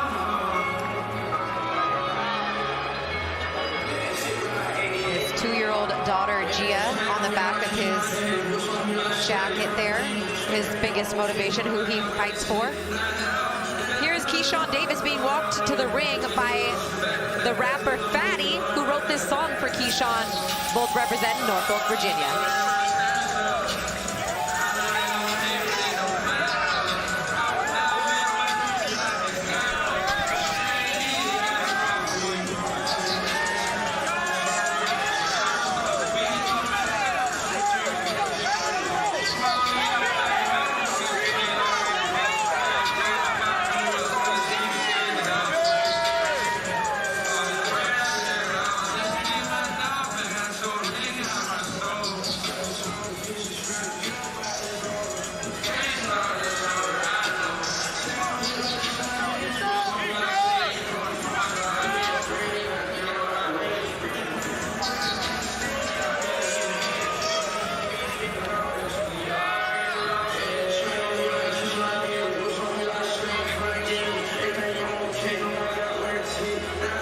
The businessman, Keyshawn Davis, and he understands the business. Gentlemen, welcome inside the Fort Bend Epicenter. This is boxing.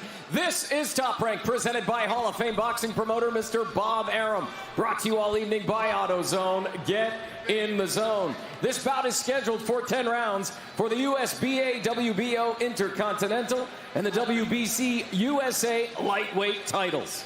Our judges at ringside, John Basile, Robert Hoyle, and David Sutherland. And the man in charge at the sound of the bell, Mr. James Green. Introducing first, out of the blue corner, presented in association with Rodney Rice's R&R Promotions. He weighed in at 134.9 pounds, wearing white trunks with silver and blue trim. His record, 16 victories with 2 defeats. 7 of those victories coming by way of knockout.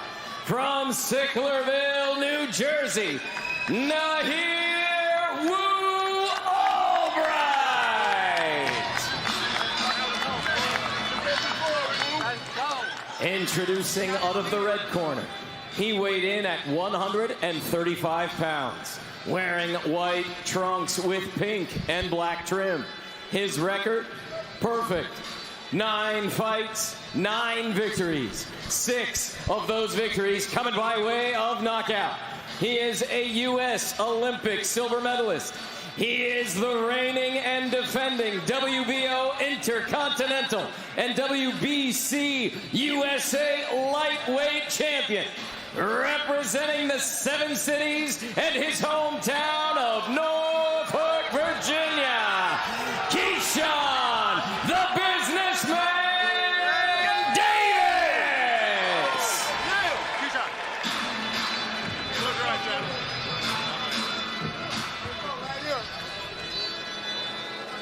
Let's go. Keyshawn, let's go. Let's go. Okay, all right, hold on. You got your instructions in the dressing room.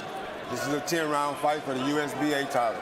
I want you to protect yourself at all times. At all times, I want you to obey my command. Touch gloves, back to your corners.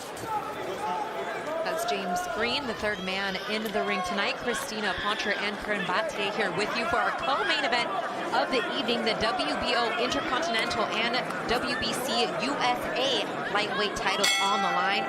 Keyshawn Davis, 2022 Ring Magazine Prospect of the Year, now kind of crossing over to contender status, looking to put his mark on the lightweight division, taking on Nair Wu Albright.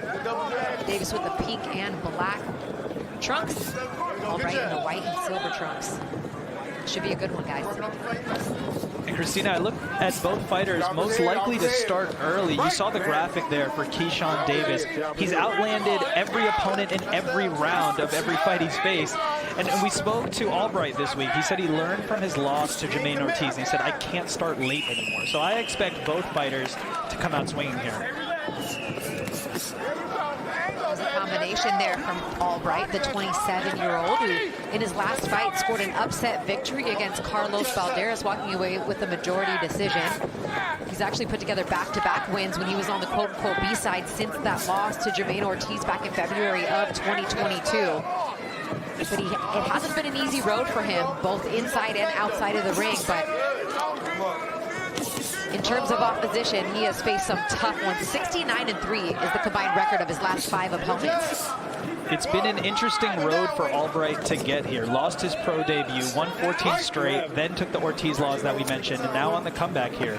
And he's got one of the biggest opportunities of his career against the young star in Keyshawn Davis. Yeah, a win against Keyshawn Davis would do wonders for him and his family, but Davis told us this week, he's not on my level, and I'm gonna beat him up. It's not even gonna be close. You can catch him on SportsCenter. Or Sky Sports. Shout out to Sky Sports. He absolutely did say that too at the press conference. He just oozes confidence, but he has every reason to. I mean, he backs it up each and every time he's been in the ring, not only with a successful amateur career, being a 2020 Olympic representative of the U.S. silver medalist, but also undefeated 9-0 with 6 KOs as a pro. And of course, as always, I'd like to welcome our friends watching on Sky Sports in the UK and in Ireland. I'm sure you guys know all about Keyshawn Davis. He's been on our air many, many times. And it's definitely been one to watch. As the face from Albright as he pops out that lead left-hand jab. 40 seconds left to go here in round 1. And Christina, you mentioned Keyshawn Davis's ability to get those highlight reel knockouts, and part of boxing is marketing, and Keyshawn Davis calls himself the businessman, so he certainly understands that that is part of the sport. And we mentioned that earlier tonight with Richard Torrez. Getting those highlight reel knockouts can help market you as a fighter, get you more opportunities. Especially in this day and age. Sometimes it'll make you more money than just becoming a world champion. Round 1 in the books. This is scheduled.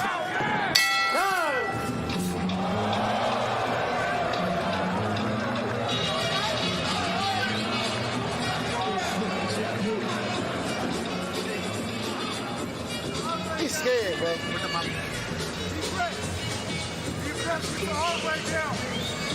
Deep breath, deep breath. Are we back? Give me more jobs, man. Give me more jobs. Don't get too close like that. Keep it clean, okay? When the bell rings, Okay, we got you, bro. You're doing work. Just working your distance a little bit more. You don't need to be Clean when the bell rings, all right? Make sure he know. Make sure he know, man. You look doing good. Won't take, like we said, we're taking one round at a time. There's John right? Clifton in the corner of Nair Albright, who's been his trainer since he was 14 years old. Ever since he was an amateur, the only voice that he's had in his corner. Speaking of people in your corner, there is Keyshawn's mom, Wanda. She is the manager of all 3 of the Davis brothers. She is the leader of that family. And she is sitting here ringside. I asked her, do you get nervous? You know, how do you feel? All 3 of your sons are professional boxers. She's like, I don't really get nervous anymore. They've been doing this for so long. I'm confident in their preparation. I watch them spar. I'm in the gym. I'm very involved. All of that calms my nerves because I know how prepared and ready my sons are each and every time they step into the ring. It's a good mindset to have, especially when she had 2 of her sons fighting tonight. Kelvin Davis already fought on this undercard. And won. They have the same record, too. Right, man.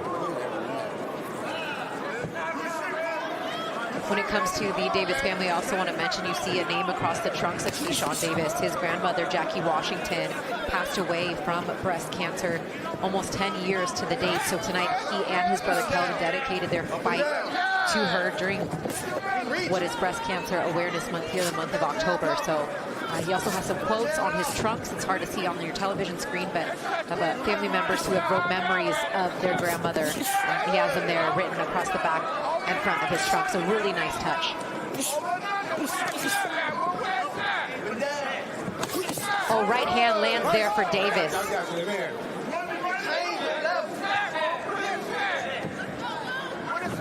Albright feigning, looking to shoot that jab. No punch, no punch.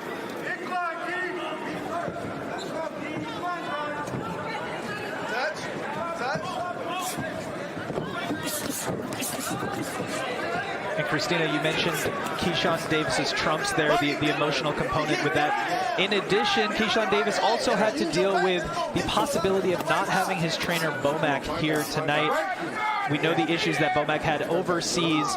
He was able to make his way back to America, but Davis said that this was an opportunity to also have some shine on the rest of the team. They're one unit. The brothers think of themselves as one unit, not just one fighter. DB3, and of course the entire team behind them. That team includes Red Spikes, Saul Dieguez, and also Rendell Johnson. So he's got a whole team of guys, not to mention stablemate Terrence Crawford also in the building, and his brother as well. So a lot of support there at the B&B Boxing Academy. As just under 40 seconds left to go here in round 2.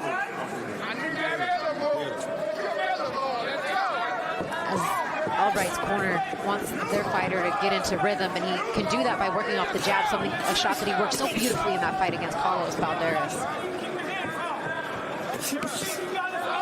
Sharp there, good combination, jab down to the body for Albright as he feints at Davis. And it's been a high-speed chess match so far, very technical fight, both guys battling for position here.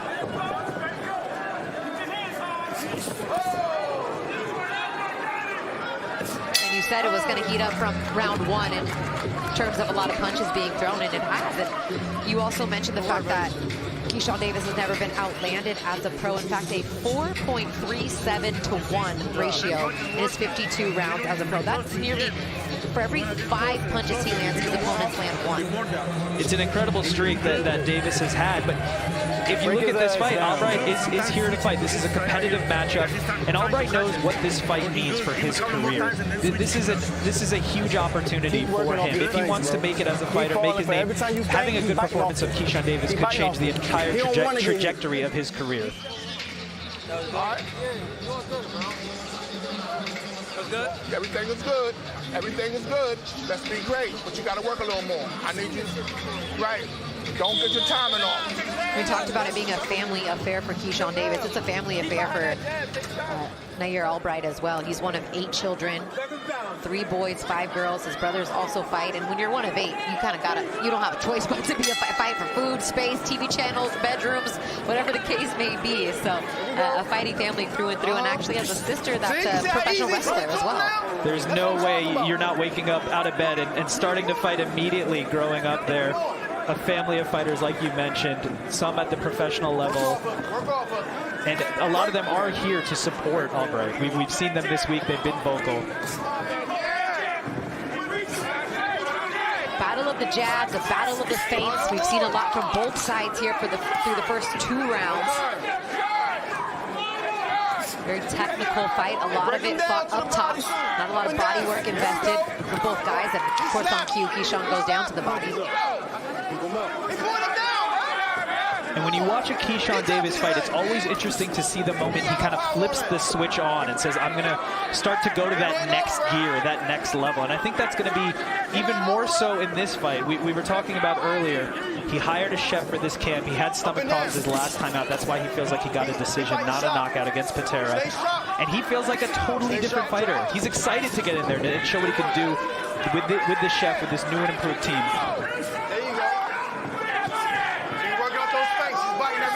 Popping out that jab is Davis.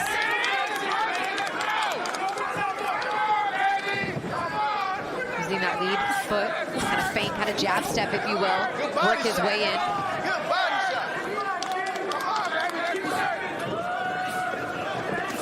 Looking to place that right hand, show some of that hand speed on the outside, but Albright not making it easy. Albright, plenty of feints coming from his direction as he feints with his foot, then throws the left-hand jab. Both fighters working the jab well, both fighters using movement well, both fighters using defense well, and I think that's why you haven't seen a signature moment one way or another here, because both fighters are fighting their A game right now.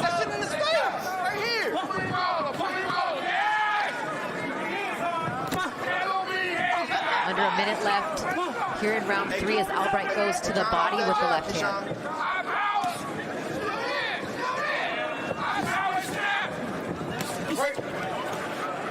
Davis down to the body with the right before the clinch.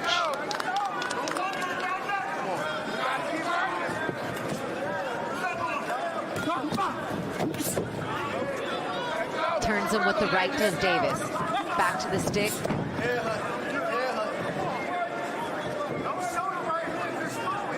We hear Albright's corner say, you gotta keep working, and he has been working the jab. It's difficult to do that for a full 3 minutes, but he has been doing it for a lot of the round. Right down. Right.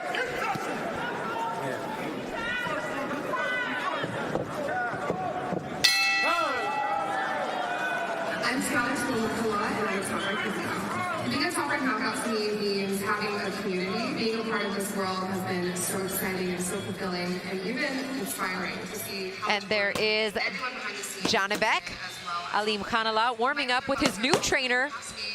You may recognize him if you're a boxing fan. Hawaiian Punch, Brian Valoria, yes. Buddy McGirt is not in the corner of Janibek for this fight. Made a change to the former 2-division world champion Valoria. Says that he learned some new things. Feels really good about where he was at. There was some schedule conflicts with Buddy McGirt that wouldn't allow him to be in camp the majority of the time for this very important unification fight against Gualtieri, and he just said he gelled with Valoria very well. Brian Valoria, an exceptional boxing mind. He's been in there with top stars like Chocolatito and others. He's fought at the championship level, a great mind to have in your corner. So we'll see how their chemistry comes into play in our main event, which is up next. The WBO and IBF middleweight world championship unification bout. Dipping his head, dog. Use your face. For now, we're in round 4 of this scheduled 10-rounder. And quite a technical affair between Keyshawn Davis and Nair Albright. A lot of jabs, a lot of feints. Bit of holding here and there. There we go. Nobody down, nobody hurt. Not even a really significant punch or moment for either fighter through the first 3 rounds. There hasn't been a significant moment. If you do look at the punch stats, you will see that Keyshawn has been outlanding Albright slightly, 32-23 up to this point. But again, we're still waiting for that signature moment, the moment that changes the fight. We saw that in our undercard plenty of times around, and it's going to be interesting to see which fighter can find that next gear. Nice combination, 4 punches there for Keyshawn Davis.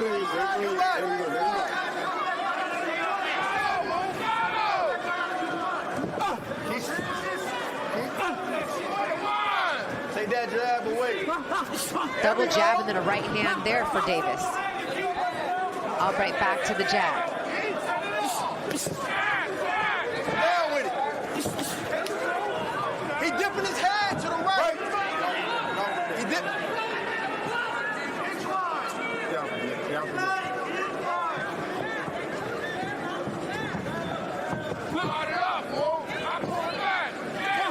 Both kind of using a throwaway jab, keeping it out there, keeping it active, neither one connecting here.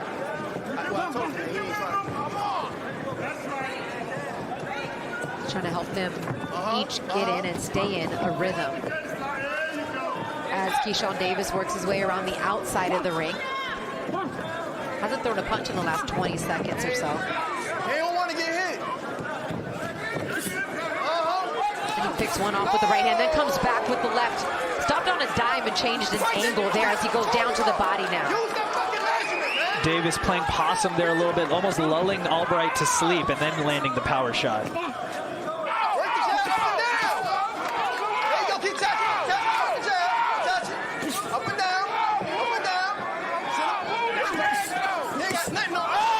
counter right hand connects there for Davis.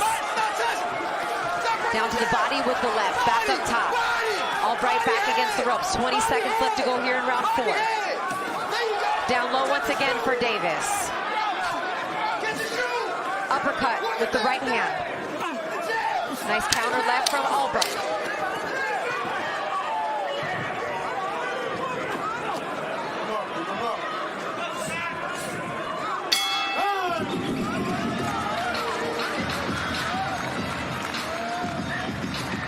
As Davis dances his way back to the corner as he got some significant shots off in the last 45 seconds, if you will, of that round. But excellent point, excellent call, partner, and not kind of playing possum. But I feel like a little too much time maybe he let go before landing those shots. Still won the round nonetheless.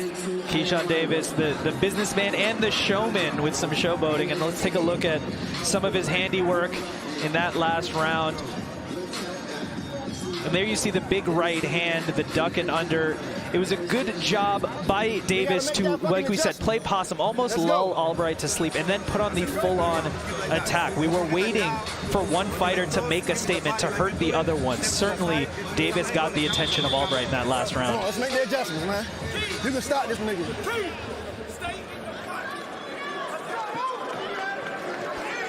Body.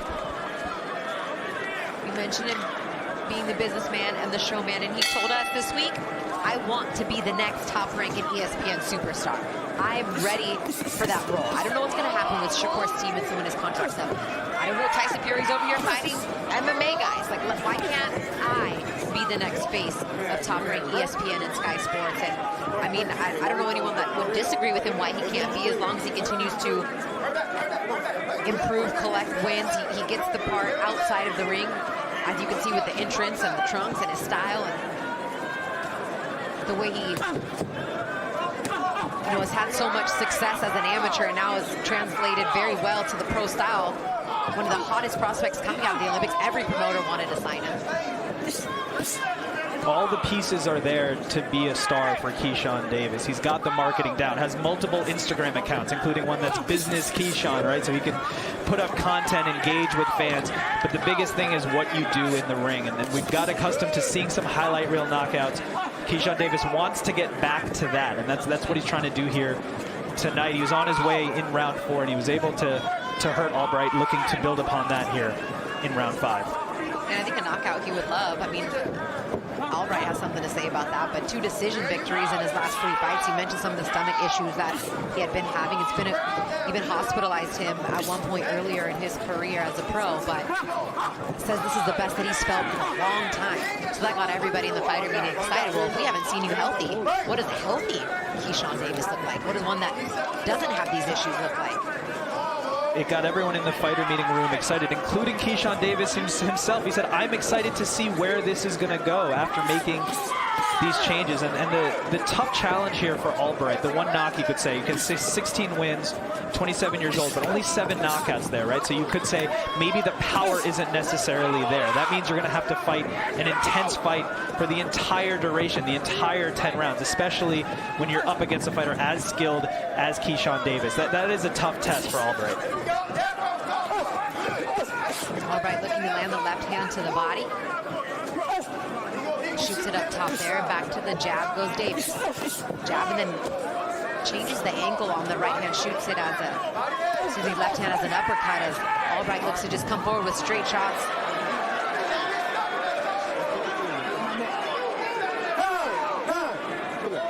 I think the referee's gonna have a chat with them. Let's listen in.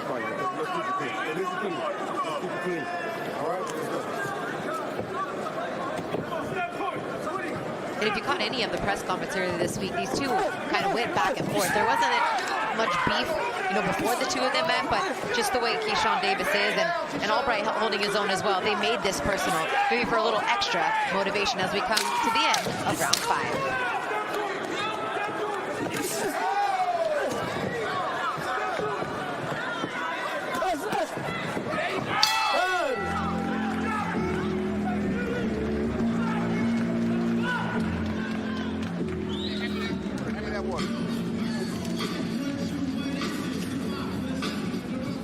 Coming up next in our main event, there's a look at Vincenzo Gualtieri, the IBF middleweight champion.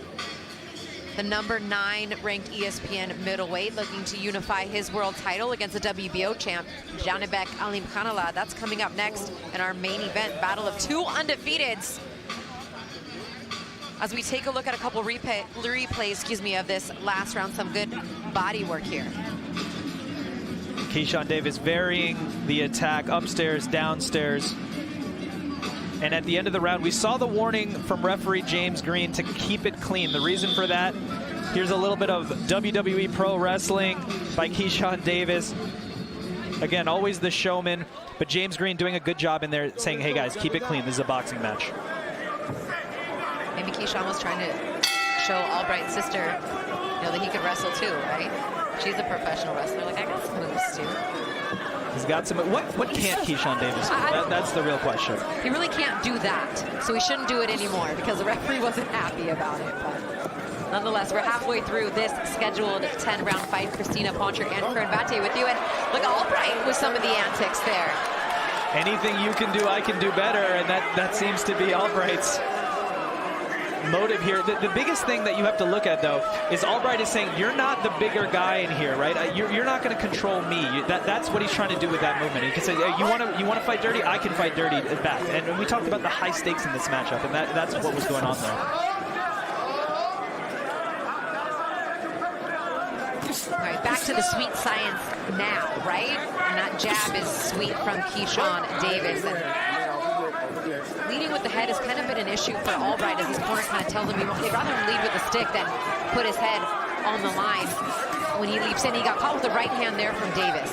Albright now triple jab. Another one.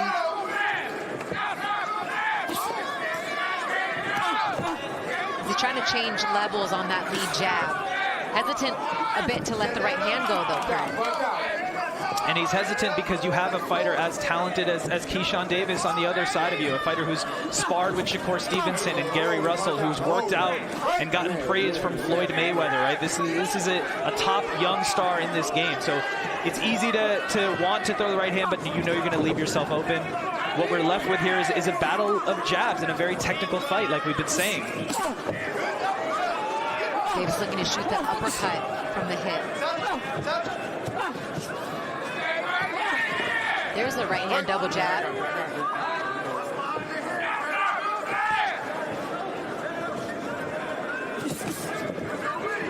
The 1-2 from Davis.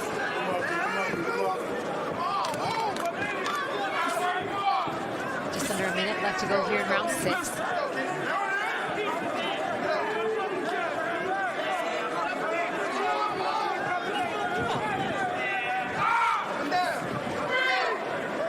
Davis doing a good job cutting off the ring.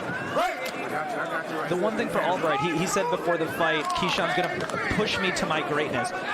We saw him match Keyshawn's energy at the weigh-in. We saw him match the wrestling move. But for Albright, if he wants to win this fight, he's going to have to be first. You can't just keep following what Davis is doing, right? You want to set the tone yourself. You want to prove to the judges that you're actually winning these rounds.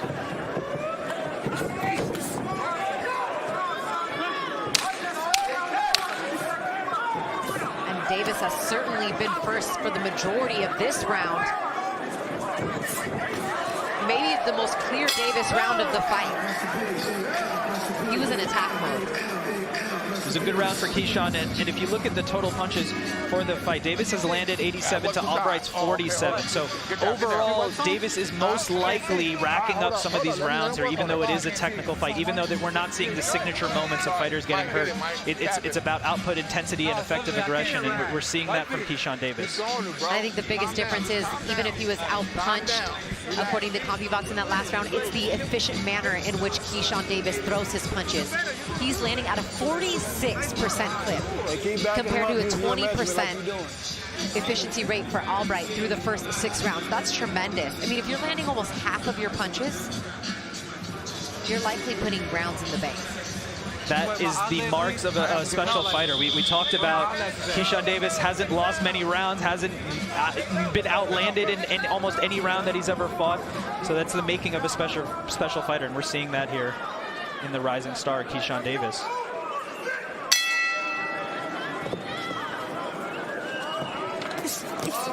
round 7, this scheduled 10-rounder, and the 130-pound division. Down with the right-hand body shot for Keyshawn Davis. And it's going to be rolled a slip, but there was a right hand that got into the body there for Davis before that. It'll be interesting to see the replay there to see how much of that was a punch and how much was a slip. Little cut to over the left eye of Albright.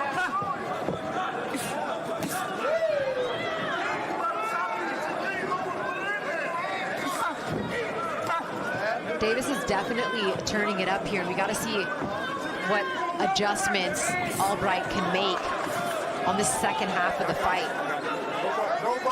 There's always a moment where Keyshawn Davis takes it to another level, and you saw right there he threw a massive right hand, and it seems like that moment maybe has come for him, knowing that it's the 7th round of a 10-round fight. Albright going down to the body.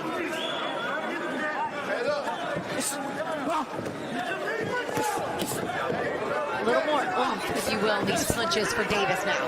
He's throwing them, you can tell, with more intention, more power behind him. Bad intentions for the businessman. It's not someone you want to do business with. A businessman with bad intentions. Not someone you'd want to do business with, not someone you'd want to face in a 10-round fight either. That's part of the problem, is finding opponents for guys like Keyshawn, guys like Shakur Stevenson, that are so technically sound, that don't get hit, that outland their opponent in every professional round, that barely lose a professional round. It's not like guys are lining up to face guys like that. And that's why we have to give Albright credit for stepping up for this challenge. And he's shown to Keyshawn that I'm not scared of you. Well, and he's shown that he can also come in on the quote-unquote B side and walk out with a victory.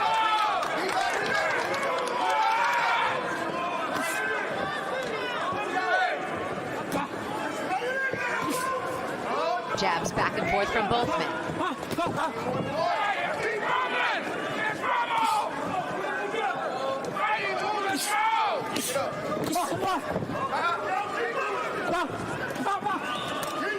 Davis picking his shots. Under 30 seconds left here in round 7.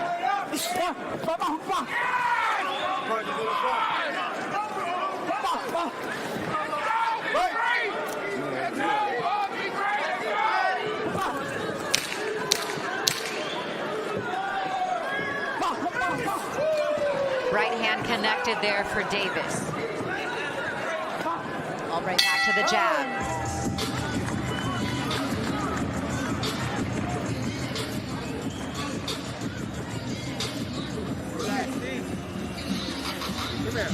Relax, breathe.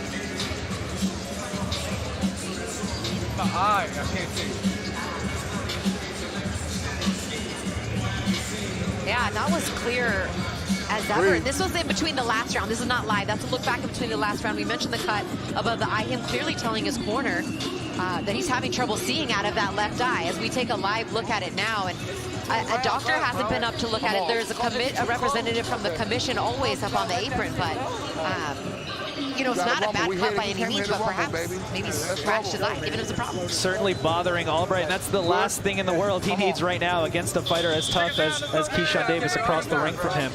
These last 2 rounds, bro, you gotta give it all you got. And honestly, Curran, if he's telling his trainers that he can't see, then that's up to them to make a decision whether or not they want to have this fight stopped if their fighter can't see.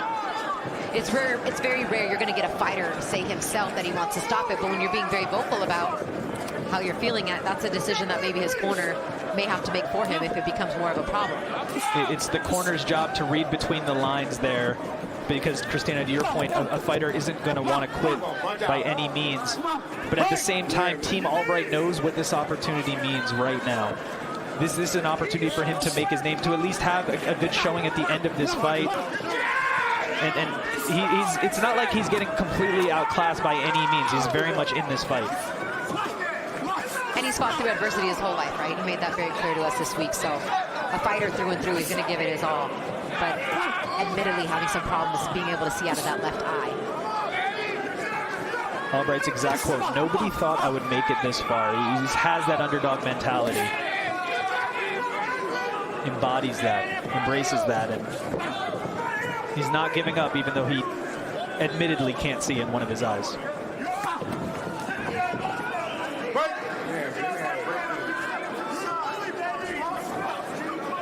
And Albright's corner saying, Commander saying, you're the bully. That's why he's backing up.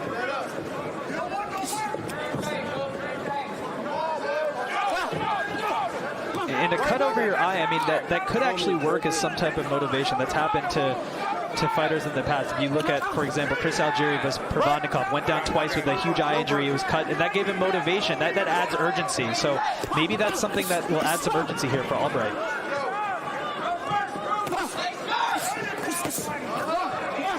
Good combination, sharp punching as Keyshawn Davis stands right there in the pocket against Albright. I got it. Break clean. A little bit of jawing back and forth between the two. Under a minute left here in round 8. A warning for some pushing off with the gloves there for Davis. Good combination, right hand connects for Albright.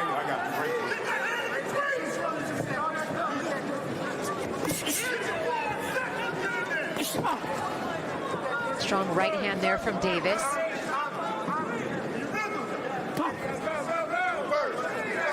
Just works that middle distance so well. There's so many different things that a fighter as talented as Keyshawn Davis can do. We mentioned fighting in the pocket. We see a little bit of showboating there, fighting at distance. And probably one of the biggest threats is, like it is, lulling, like we just saw there, lulling Albright to sleep and then landing a power shot. Oh, lands a big shot there, does Albright. That shot got Johnson's attention as he shakes it off. The round is over and they're still jawing.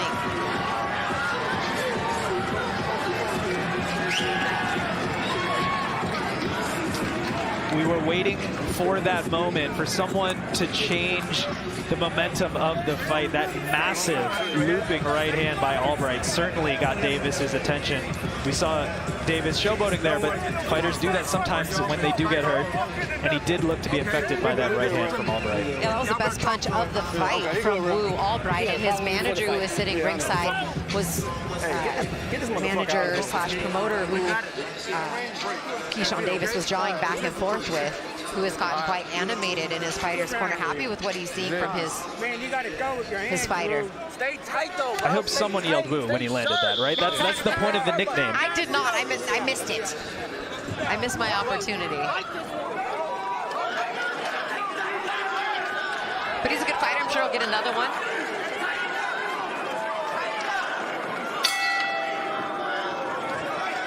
As we enter round 9, the scheduled 10-rounder 135-pound division is stacked.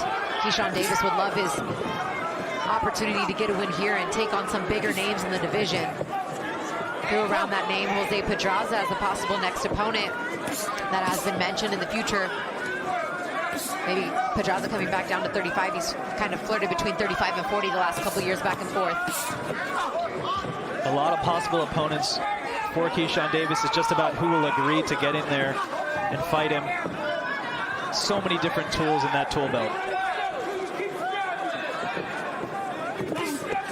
Down to the body with the stab jab.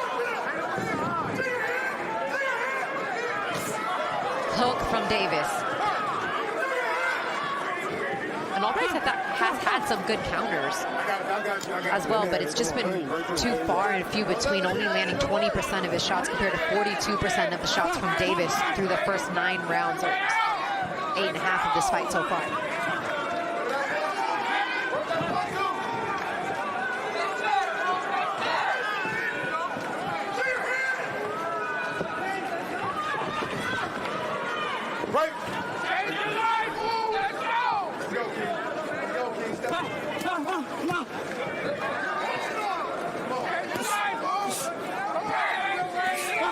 Oh, nice right hand connects there from Davis, but right back comes Albright with the counter left. Down to the body with the right hand for Albright.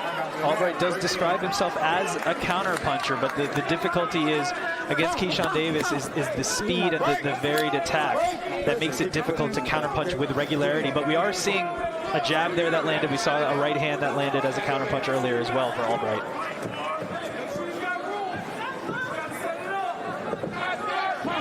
I can hear Bomac telling his charge from the corner, make sure you got room, make sure you set it up as he slips out of the corner. He wants to make sure his fighter hears that he needs to give himself some distance to land the shots that he's looking for. And Davis mentioned the team is important, but Bomac, you often hear Davis crediting Bomac for adjustments, and we saw that him there fighting for position to get out so he could get distance and land some of those power shots.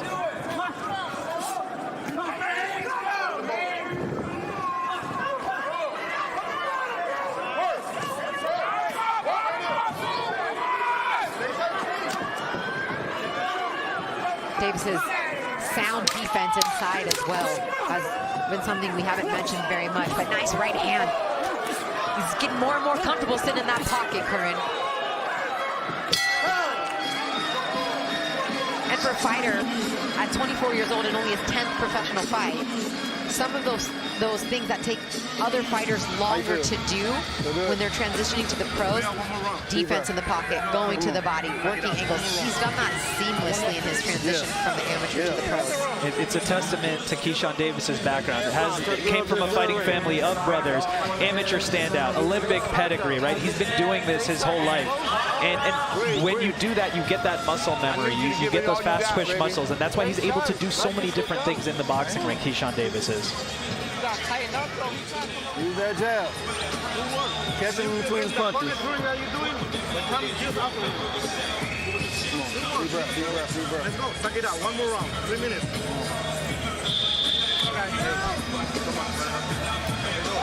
Finish strong.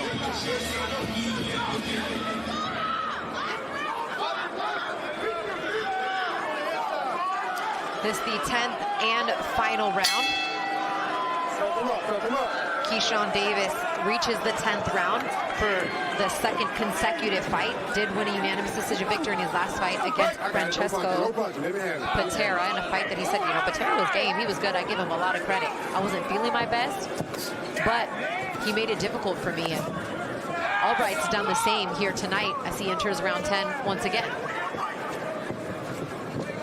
Davis said he was going to get the highlight reel knockout. It's going to be on social media. He's got 2 minutes and 30 seconds to try to do so. The challenge for him, Albright has never been knocked down as a professional, hasn't been backed up to that degree, so that is going to be a challenge for Davis. He lost his pro debut, and the only other loss was a unanimous decision loss 3 fights ago to Jermaine Ortiz. No slouch in any sense of the word, has made his way back on his comeback trail as well. Recently signed with Top Rank, so kudos to him and his toughness. And his willingness to take on some really tough opposition. Just under 2 minutes left to go here in the fight. Davis working his way around the outside.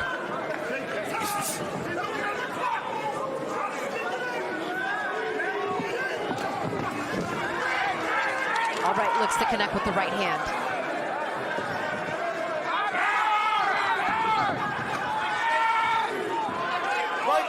We can hear the corner of Albright yelling. He's looking at the clock, basically saying Davis knows he's probably up in this fight, not trying to engage, trying to motivate their fighter Albright to make something happen here.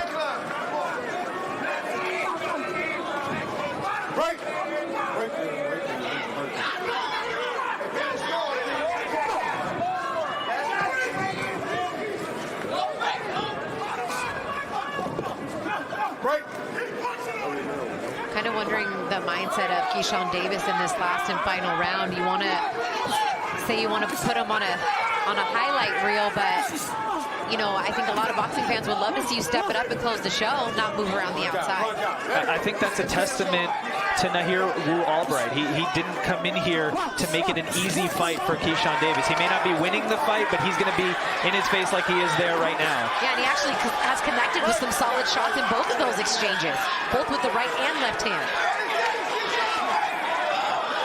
And as great as the highlight reel would be, sometimes win and move on is also something great. Get to the next fight, get the highlight then.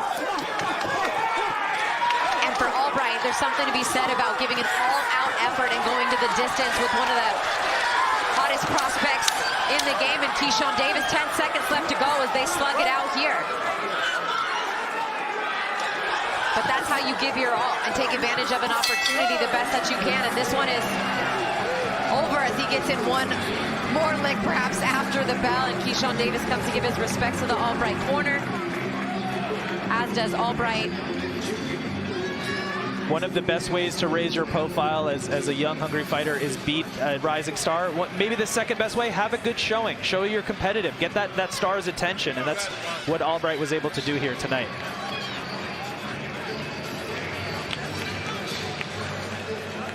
Get your fucking thing.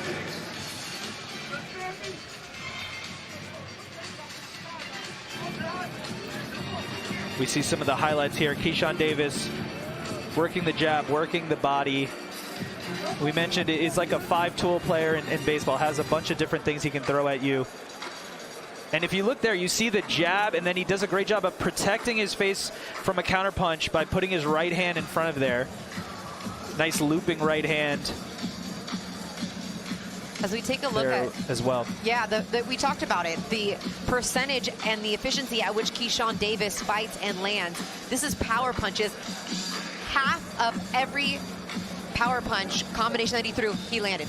84 out of 164, 36 of those down to the body. The average for the lightweight division is 35%. He landed 51%. That tells you how special Keyshawn Davis is. I know everyone likes to see knockouts and everything like that. Look, that's what's entertaining. That's what sells tickets nonetheless. But for a fighter, it's just his 10th professional fight that's developing. Everyone said the same thing about Shakur Stevenson when he started to. Yeah, he's cool, but he's not going to knock everyone out. Where's his man strength coming? What's happening? And now all he's done is win and climb himself up the pound-for-pound rankings. And as a 2-division world champion, I think Keyshawn Davis is on that same path. It's a good plan, try to get the highlight reel knockout, but it depends on your opponent. Now here, Albright is a tough fighter. He's never been knocked down, right? So it's difficult to get a knockout every time. Sometimes win and move on, show what you can do, and that's what Keyshawn Davis did here tonight. And we saw the fantastic connect percentage there on power shots. He was able to outland Albright consistently throughout the 10 rounds. And I think for him, too, he's going to look to build upon this with the chef, with the change in mindset, and I think he's going to look at this as a big opportunity. Ladies and gentlemen, after 10 rounds here inside the Fort Bend Epicenter, we go to the judges' scorecards for the official decision. John Basile scores the bout 95-95. What? Robert Hoyle scores the bout 96-94. And David Sutherland scores the bout 97-93 for your winner by majority decision. And still, USBA, WBO, Intercontinental, WBC, USA lightweight champion, Keyshawn, the businessman, Davis. Well, nonetheless, they got the winner right. Keyshawn Davis with the majority decision victory tonight. All credit and respect to Nair Albright, but I did not see a draw coming from any of the scorecards. Here's Mark Kriegel with Keyshawn Davis. We didn't have it as close as the judges have it. How did you have it in your head? I had it as a win for me, but that's all that matters. We thought that you made a real good fighter look ordinary tonight. Are you satisfied? Honestly, I'm never really satisfied, but shouts out to Wu. He is a hell of a fighter. Definitely a hell of a fighter. At the press conference, weigh-ins, I just do shenanigans. I just promote the fight, but Wu is a hell of a fighter. Hats off to Wu. Is he the best fighter you faced so far in the pros? No, I wouldn't say that, but he was another tough fighter, and this fight today definitely gave me some good experience.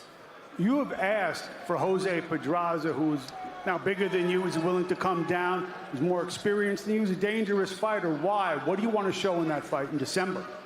I just want to show that I belong here in the 135 division at the top like the rest of them guys is. And I'm working my way up there, and if Pedraza is willing to take this fight with me, let's do it. December 9th, let's do it. That's an ambitious ask. Congratulations for that. Listen, I had you winning this thing real easy. We thought that you took your foot off the gas a little bit last 2 rounds. How are you feeling? How's your stomach? I was feeling good, honestly. I was just boxing. I was just in there just having fun, just doing what I wanted to do. And I seen the scorecards that I gave in the last 2 rounds, but I was in there just doing what I wanted to do and just having fun. Congratulations, buddy. See you in December. Yes, sir. All right. All right, so he says never satisfied, but he did feel he won the fight. So did we, and I agree with Mark, too. I mean, I didn't score the fight round by round, as we call it, neither one of us official judges, but nonetheless, a winner tonight, remains undefeated 10-0, and looks like we may be seeing him again in December. We should be seeing him again, but to your point about those scorecards, they seem closer than what the fight showed, than what the punch stats showed. We look at the recap and the highlights here of the fight. Now here, Albright is a tough opponent. He has a technical style. He was trying to match the intensity. We see it right there, doing the wrestling moves that Keyshawn Davis did a round before. But at the end of the day, Keyshawn just possesses so many different tools, can fight at so many different angles. Now here, Albright, though, always dangerous as the counterpuncher. And we see that with the huge right hand. Definitely the most significant punch of the fight there for him. And particularly in the second half of the fight, I feel like Albright landed his more significant shots. Even in the last 2 rounds, I didn't think it was a complete shutout for Keyshawn Davis. I could see a few rounds, maybe 2, to Albright. He had moments, but he wasn't able to put it together from the beginning of a round to the end of the round. So they got the decision right at the end of the day. Texas is going to Texas sometimes. If you're a boxing fan, you know what that means. So. And it may have been the cut that did provide some urgency there for Albright, that maybe upped his work rate. All right, we move on now to the WBO and IBF middleweight world title unification bout. That's coming up next between Janibek Alimkhanuly and Vincenzo Gualtieri. The battle of 2 undefeated middleweight world champions. Who's walking out of here with the hardware? We'll find out in minutes.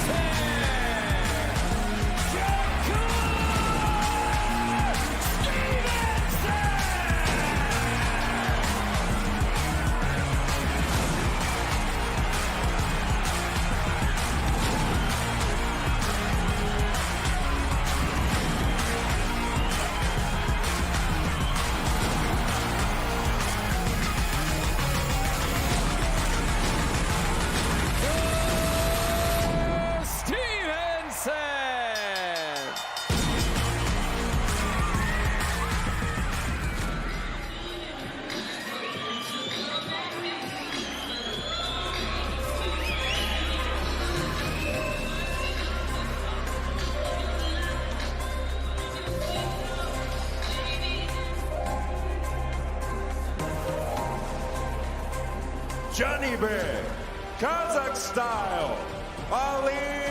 What is Kazakh style? Ол тек қана былай айтқанда рингтің ішінде жүріп, 4 уылда 4 түрлі өнер көрсету.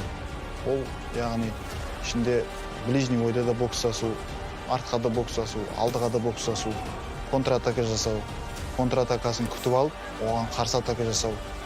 Сол біздің қазақ стайл деп аталады. Ол құдай қаласа елге, осы әлемге танылатын болады. Сондықтан да біз боксты, өзіміздің өнерді қазақ стайл деп атадық.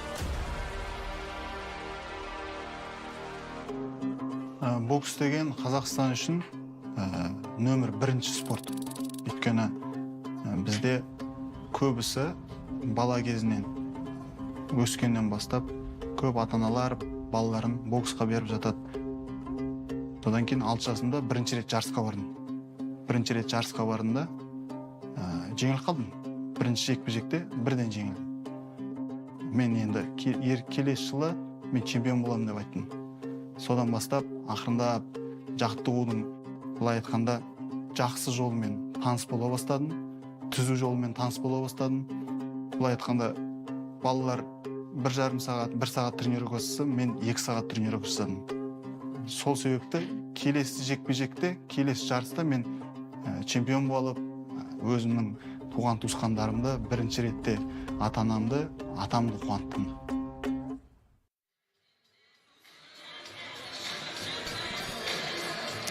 Kazakh style, Janibek Alimkhanuly taking on Vincenzo Gualtieri in this unification fight at middleweight. And Curran, you know, this is a division that had long been one of the highlight divisions in the sport.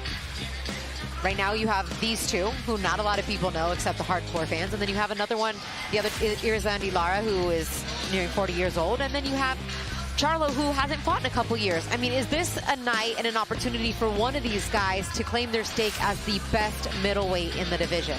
It certainly is, and both fighters expressed that this week. They realize there's so many different champions in the sport of boxing, but there's not as many unified champions. And to have an opportunity to get 2 belts at a glory division like middleweight as a main event on ESPN, fighting on Top Rank Boxing, I mean, this is a huge opportunity for both men.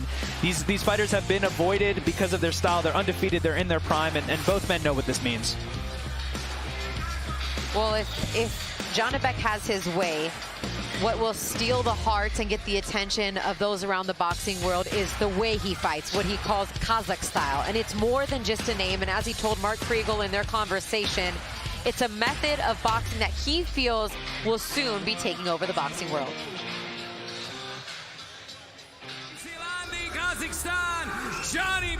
Сенімсіз көрініп тұр өзіне. Сенімсіздік көп байқалды. Where is Gualtieri strong? Өзім ойлаймын, барлық жері слабый деп ойлап отырмын. Өйткені айтып отырмын ғой, жақсы жағын байқамағаннан кейін. Do you feel that you're being overlooked in this unification fight? Ja, auf jeden Fall werde ich dem Öfteren unterschätzt, wie beim letzten Kampf. Und ich bin einfach nur da, das Gegenteil zu beweisen. What's your most impressive win? My last fight versus Falcao. Because nobody think that I will win this fight. And I show the fans that I can win this fight, and I won this fight. Where is he weak? After the combination, he's open. This is my chance to get hit him, to hurt him. You said this would be knockout of the year. How do you know that? Осы жерде тек қана бір қарсыласқа дайындалу, әрине өзімізді содан нокаут күтеміз. Біз үшін. Have you ever been knocked down? No, was knocked out in my life. I will win this fight. I know that. Жылдың нокаутын жасау, осы дивизионда толық 4 титул жинасақ па деген ой бар. Содан кейін келесі салмаққа ауыссақ па деген. Я жалпы осы салмақтағы 4 титул жинау қазір бақсытың мақсатымыз.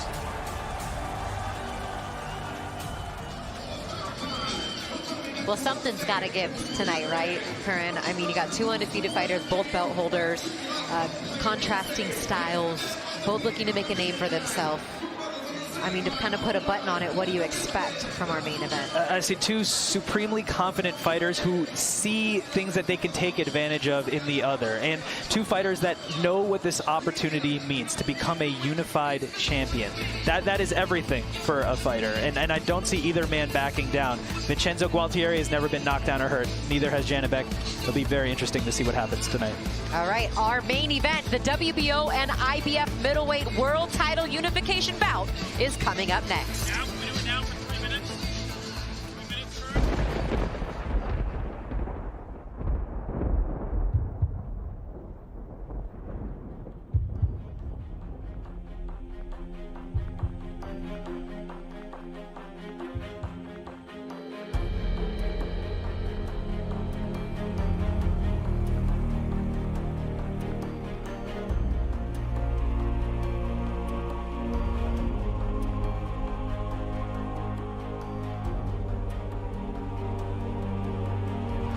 Also. There's a right hand slap to the head back, and Pryor is hurt. The right hand, another right. Hearns hits him with an uppercut. Hagler, he's hurt. Hagler is done. Hearns got inside. Takes another right. Hearns in deep trouble again. Hearns is down. Hearns is down in the third round, and on his back. What a shot.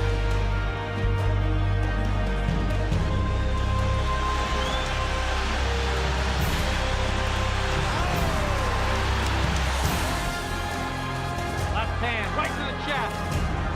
Oh, and a right hand drops Mancini. And a combination again. And Aguayo's in trouble.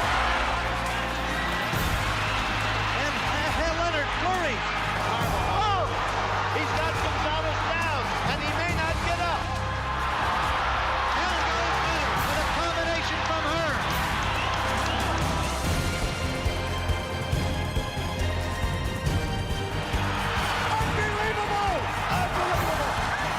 Torrez comes back in a round he was losing 10-6 and wins the fight and knocks out Jose Luis Castillo. Oh, that left floored him. It came from nowhere. It's over. Ali is the knockout winner.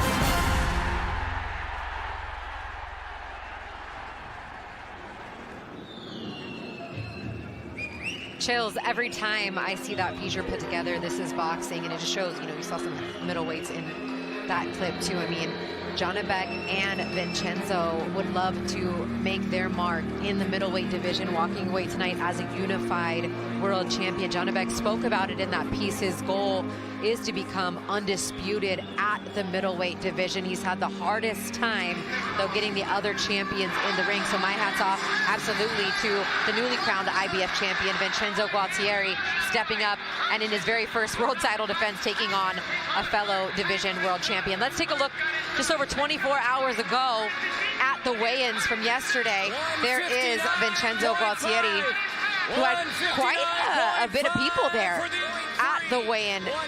Significant following, friends and family making the trip from Germany. And there is Janibek Alimkhanuly. Now this was a very intense stare down between these two. I mean, they probably could have kept going for another few minutes if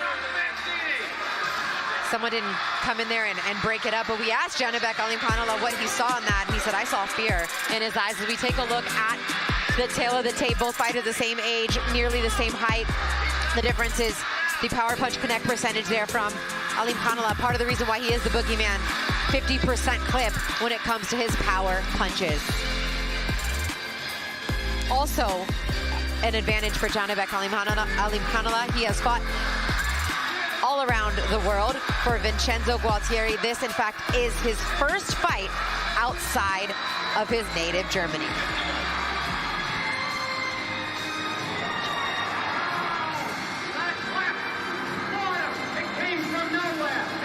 No, Christina, I was going to say, you saw the 1-inch height advantage there for Janibek, but when you looked at that stare down, it looked to be a couple more inches, and it was a very steel-eyed stare down there. Both men motivated for this fight, and that's what we've been talking about.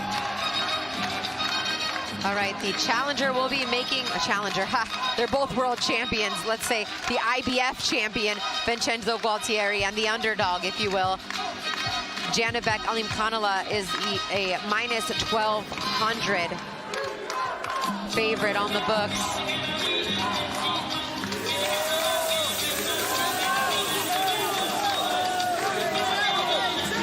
And is it quadlingual when you talk about 4 languages? He speaks 4 different languages, and he's coming out to some Latin music. The Italian blood from Germany to some Latin music with his Cuban trainer. Speaks 4 different languages, is an orthodox fighter, but sometimes can switch into a southpaw stance. Janibek said he'll actually look to take advantage of that. He feels like there'll be openings if Gualtieri tries to switch stances.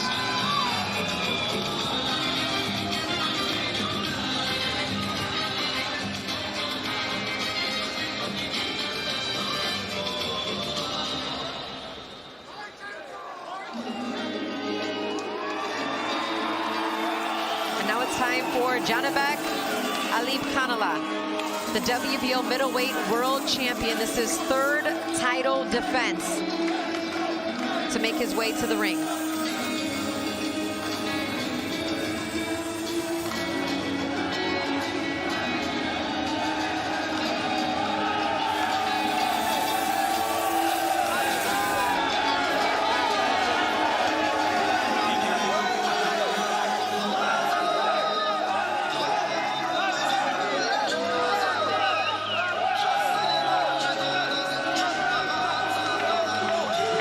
Interesting moment yesterday at the weigh-in that really embodies who Janibek Alimkhanuly is. At one point he flexed, pointed to his muscle and shook his head no, then pointed to his heart and nodded his head yes, trying to say that the will and the heart will be the difference in this middleweight unification tonight.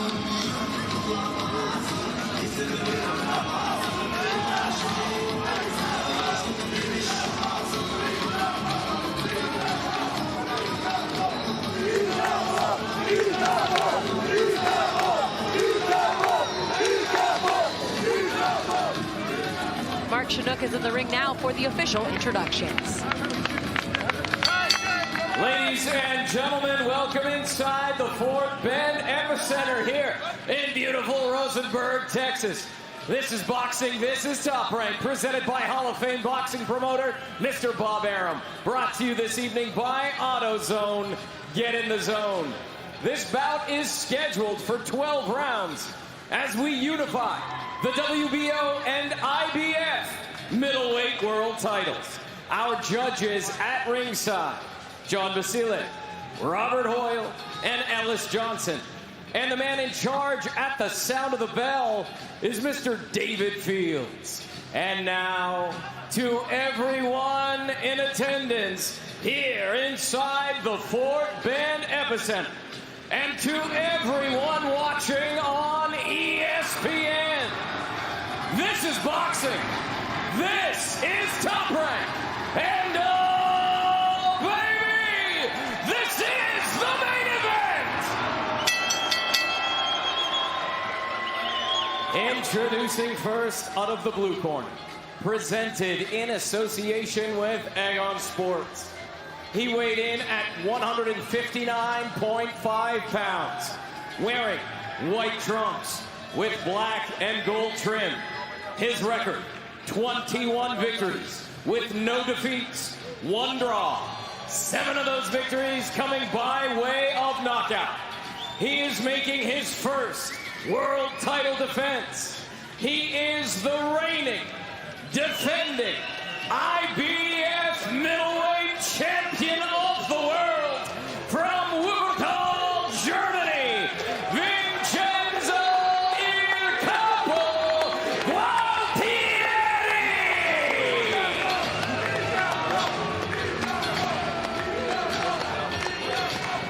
Introducing out of the red corner, he weighed in at 159.3 pounds.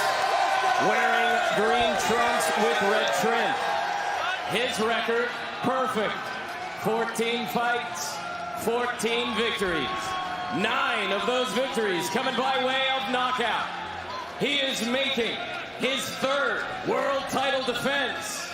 He is the reigning, defending, middleweight champion of the world from Zilandi, Kazakhstan.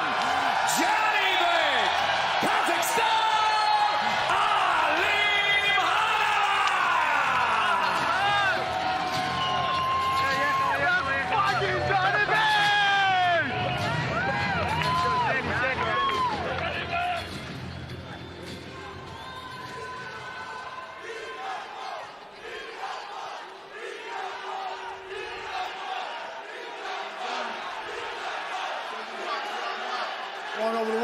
dressing room. I expect you to obey my commands at all times. Most of all, protect yourself at all times. Touch gloves, good luck.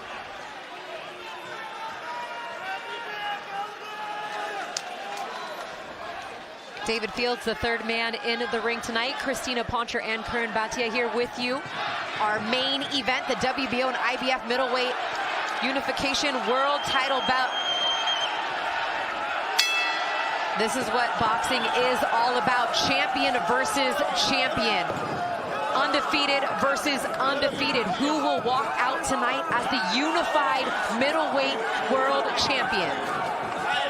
Janibek in the green and red trunks. Gualtieri in the gold, black, and white trunks. The first fight for Gualtieri outside of his native Germany, and the first title defense for him, the third for Janibek.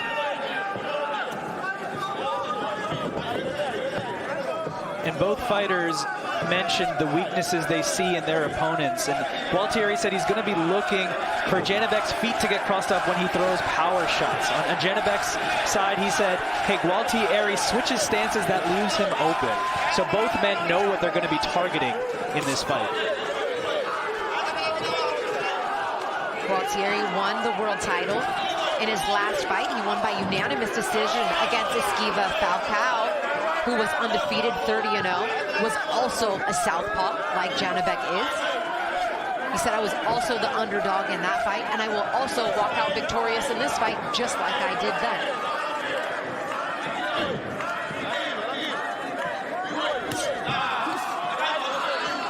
This is the third world title fight, as I mentioned, for Janibek. In his last fight, he won by second round KO against Stephen Butler. The fight before that went the unanimous decision, all 12 rounds against Denzel Bentley.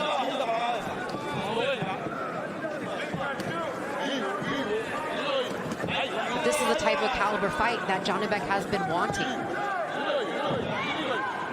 We mentioned earlier, he told us, you haven't seen the best Janibek because I haven't seen the best opponent. Well, he has a man in front of him who's also a champion, who's also in his prime, who's also undefeated. So maybe it's an opportunity for Janibek to showcase the best of himself. He looks to shoot that left hand out of the southpaw stance.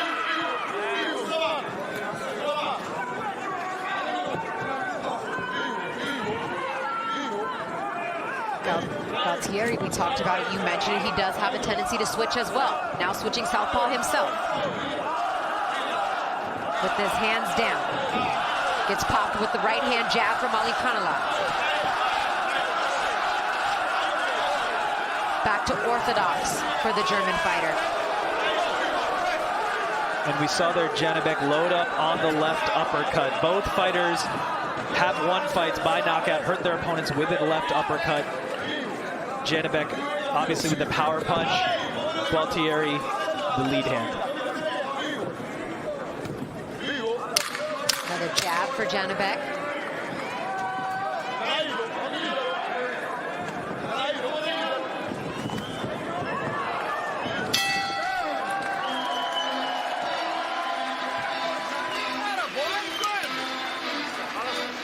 Let's take a look at the new corner. Head trainer Brian Valoria, their first fight together. Buddy McGirt no longer in the corner for Janibek. Valoria, 2000 U.S. Olympian, retired two-division world champion at light flyweight and flyweight out of the Brickhouse Boxing Gym. And in the corner of Vincenzo Gualtieri, Frankie Zaldama, who he's been with for the last few years. Cuban trainer speaks Spanish to his charge there in the corner.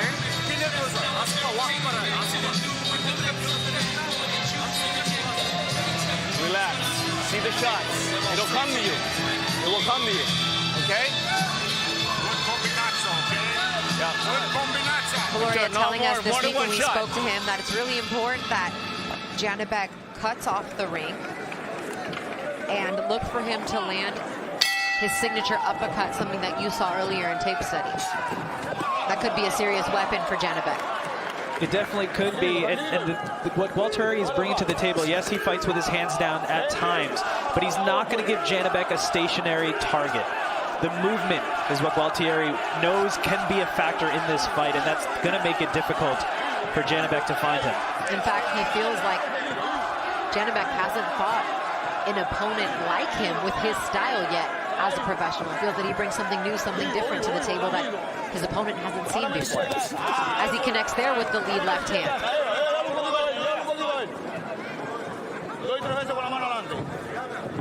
Janibek looking to shoot some feints and then lands a nice left hand in that combination.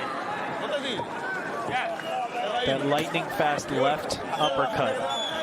It's a massive tool for Janibek. Sometimes he can throw it once, twice, even 3 times in a row.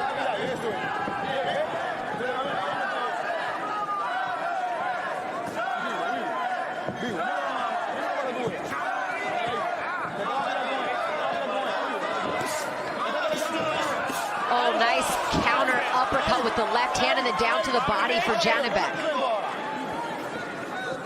And clearly these are getting the attentions of Gualtieri. He does generally fight with his hands down, but if you notice him here, those hands are creeping up because he is getting caught with that left uppercut to the head.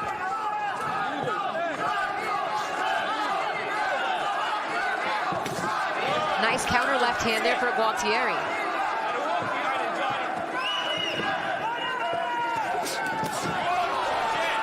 Beautiful combination from Janibek with that hand speed on display there. As the crowd chants Janibek, Janibek, as he goes down to the body with the left hand.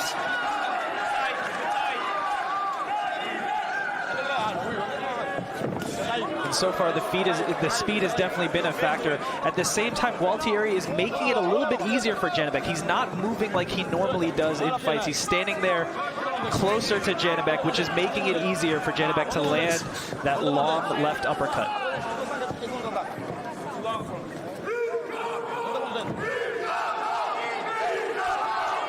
And when you have that battle with the orthodox and a southpaw fighter, you know, a lot of times if you're trying to get your foot on the outside to establish that dominant position, and we've seen time and time again in this first round, like right there and right there again, Janibek stepping on the lead foot of Gualtieri.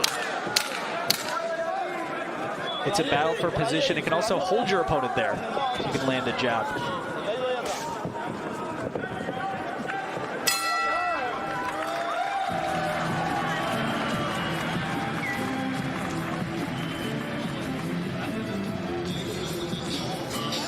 And let's talk about what Christina just alluded to. It's very common in orthodox versus southpaw fighters. You're battling for position, and you see there Gualtieri getting on top of the foot of Janibek. He wasn't... And here's another look at a different time. This time, you see the difference here. Janibek did it, but he was able to land a power shot. And like I said, it can restrict your opponent from moving away. So sometimes you can actually do that. You see fighters doing that on purpose to use that as an advantage. And it seemed like Janibek was able to do that there.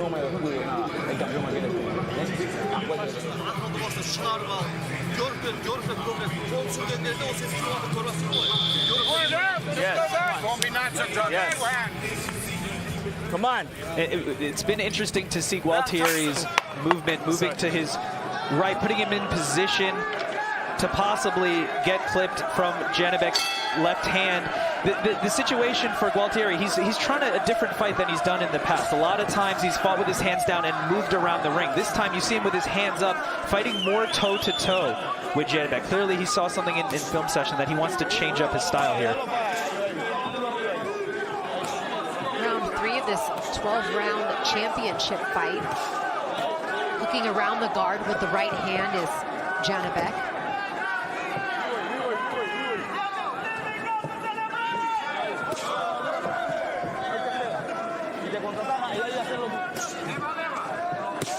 Popping that jab out there twice, then hooking it around for that shot.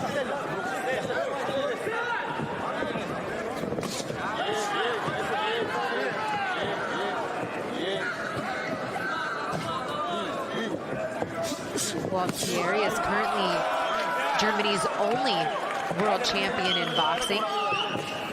He said a win in this fight, becoming the unified middleweight champion, would make him a big star.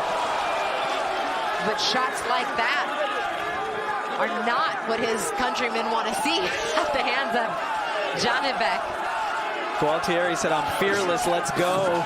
knowing what this opportunity means, but he's not capitalizing on it. If you see, he does drop his hands, almost goading Janibek to come in, but he's not, Gualtier's not countering those shots in the way he needs to.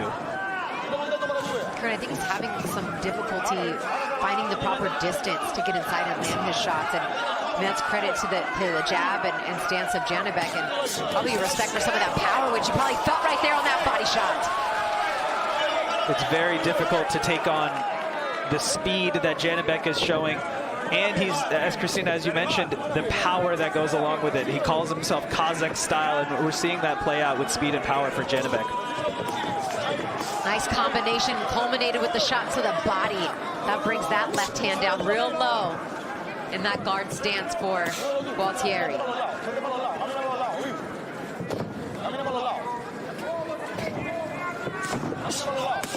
A little bit of swelling already underneath the left eye of Gualtieri.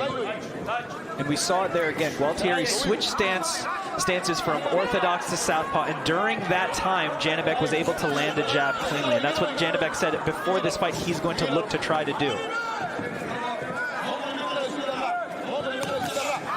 Over 100 sparring rounds to get Janibek prepared for this unification fight, and it wasn't easy preparing during a time when most of the sparring partners they were looking for were either in camp with Jermell Charlo or Canelo Alvarez.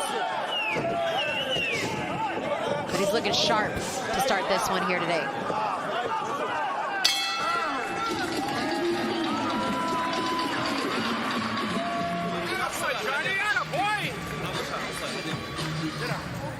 Through the first 3 rounds of this fight, Janibek has thrown 112 punches to just 46 punches from Gualtieri, landing 29 of them. Only 9 punches total have landed to the German fighter. Gualtieri is trying to fight toe-to-toe with Janibek, standing in front of him. It may be interesting to see what would happen if he does add more movement to this fight the way he's done in fights previous. Beautiful. Change that trajectory. He respects you too much. Okay? Tell him sometimes straight with the left, sometimes around with the left. Sometimes up, sometimes straight. Mix it up. Okay? It's good advice there from Valoria and even Russ Amber in there as well. You know, telling him mix it up sometimes. Sometimes come in straight, sometimes come from the angle. But they said he's respecting you too much. He's respecting you too much. Get after it. It's good advice for Janibek to mix it up. We've seen him in fights past do a step back 45, right? Step back into an angle. And that can be really difficult, especially for a fighter with power who not only moves forward but can also utilize moving backward, which Janibek is able to do. Oh, that beautiful combination. Gualtieri didn't even see coming, scores again. Picking it up here to start round 4 is Janibek.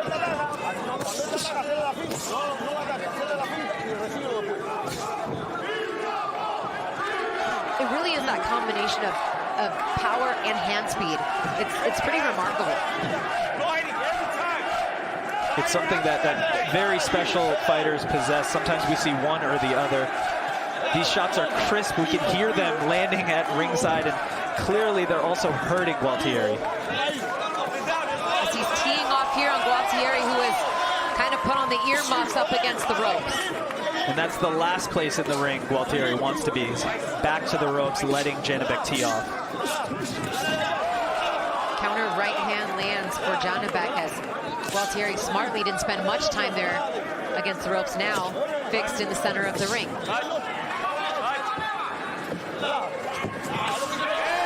Left hand scores for Janibek.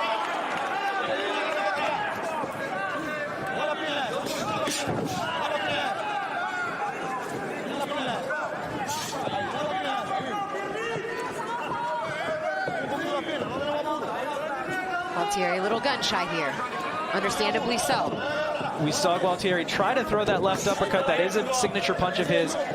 But Christina, to your point, a little gun shy there because he knows the speed and power coming back at him and the accuracy from Janibek. Janibek, you can kind of see it on his face. I've called a lot of his fights. He is in rhythm. He is in the zone right now. Picking his shots, popping out his jab.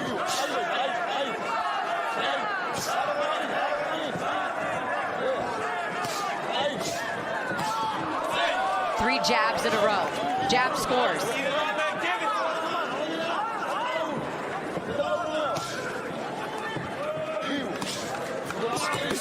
Oh.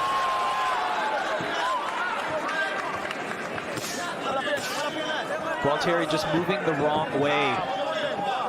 Coming into Janibek, stepping into his power shots.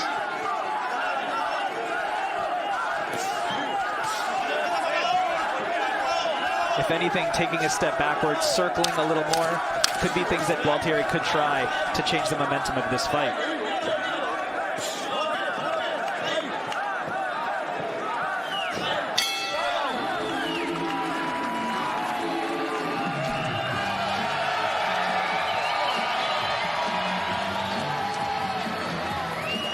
Gualtieri just having a really hard time when you look at the numbers, just getting anything off and anything landing. Just 14 total punches landed. Janibek has almost the same amount of punches landed solely to the body. Through the first 4 rounds, 13 body shots have landed for Alimkhanuly.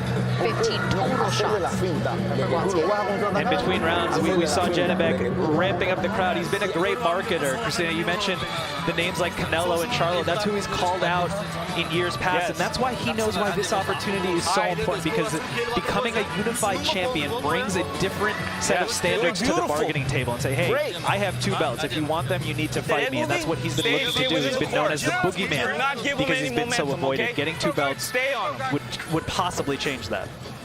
And I do think there's something to be said about how he does it tonight too, right? He goes out there and like he said, he wants to win by knockout. He wants to win in spectacular fashion. I think if he does that, that could make a big statement for where he stands in this division. It certainly can. It's reminiscent of Gennady Golovkin. When he first came over to America, had more of a technical style. He realized, hey, I'm going to have to knock these guys out, get these highlight reel wins to get people's attention, and he was able to do that, seeming like Janibek wants to follow a similar path. And in fact, the last big middleweight star that there was, and the reason that Vincenzo is the IBF champ is it's one of the belts that Triple G vacated, that he fought for in his last fight.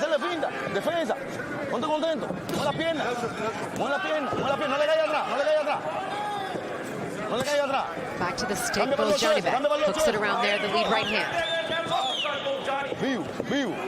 Gualtieri having a hard time being first, now in the southpaw stance.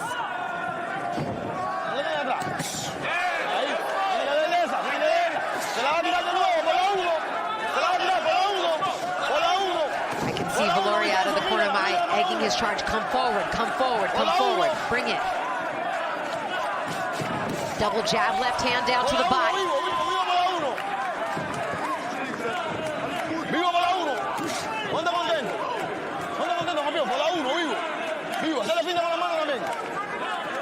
Even when he's not landing these jabs, Corinne, they are getting a flinch out of Gualtieri. They are enabling him from throwing his own shots. Janibek has one of the best feints in the game. If you watch some of his previous fights, he's almost knocked opponents down just with the feint, and that's a testament to, like we said, it's not just speed, but it's power behind those shots. It's accuracy, and that's what Janibek possesses. Because you're getting your opponent to flinch without having to use a punch, and that combination has stunned Gualtieri, who is backed up against the ropes. Janibek is pouring it on here in round 5. We spoke about the left uppercut. That's what started it here for Janibek. It's a lightning fast punch that comes at an angle that a lot of fighters aren't used to. The hand speed and precision of the Kazakh fighter tonight has been on full display and has more than caught the attention of Gualtieri here in round 5. It's actually had him hurt, stunned briefly. And it looks like Janibek again is trying to land that big left uppercut. The punch that hurt Gualtieri earlier this round. 20 seconds left to go in the round here.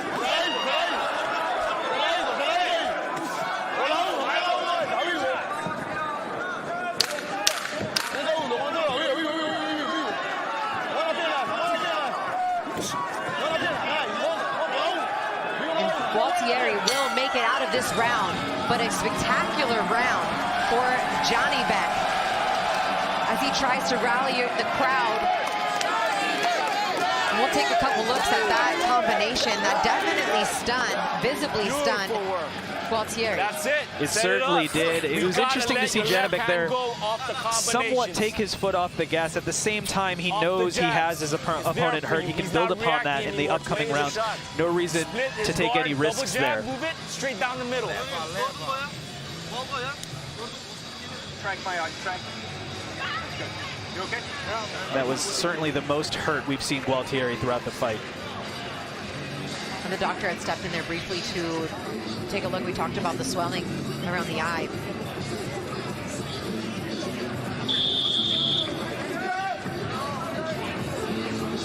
And here it is the shot that hurt Gualtieri.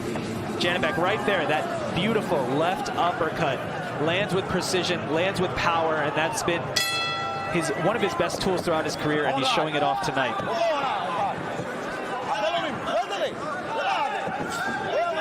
It's definitely the shot that I wrote in my notes with the big line underneath it, left uppercut.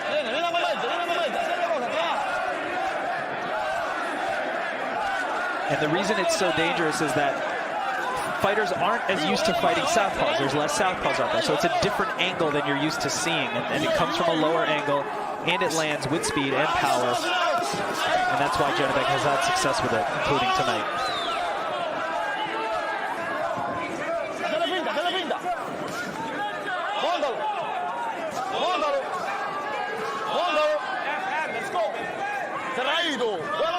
Gualtieri looking to get in some sort of rhythm offensively here in round 6, and seemed to have recovered well, but then right as I say that, he gets stunned by another shot with that same left hand that had him staggering back. It's almost like a delayed reaction current on these shots. It really is, and this round has been a little bit different. Janibek cutting off the ring, closing distance. The ropes almost holding him up here. The referee is taking a good look at Gualtieri here in round 6. Janibek pouring it on with the jab here. Triple jab, left hand lands. Every shot that lands looks like it hurts. That's it. The referee has stepped in, and Janibek is the new WBO and IBF middleweight unified world champion. An amazing performance from Janibek Alimkhanuly. He came in here with the left hand. He switched up his style, worked at distance, then cut off the ring. Was able to land his signature punch. Stopped a fighter who had never lost a fight, never been knocked down, never been hurt before. And showed us that Janibek Alimkhanuly is something special. And now a unified champion at middleweight.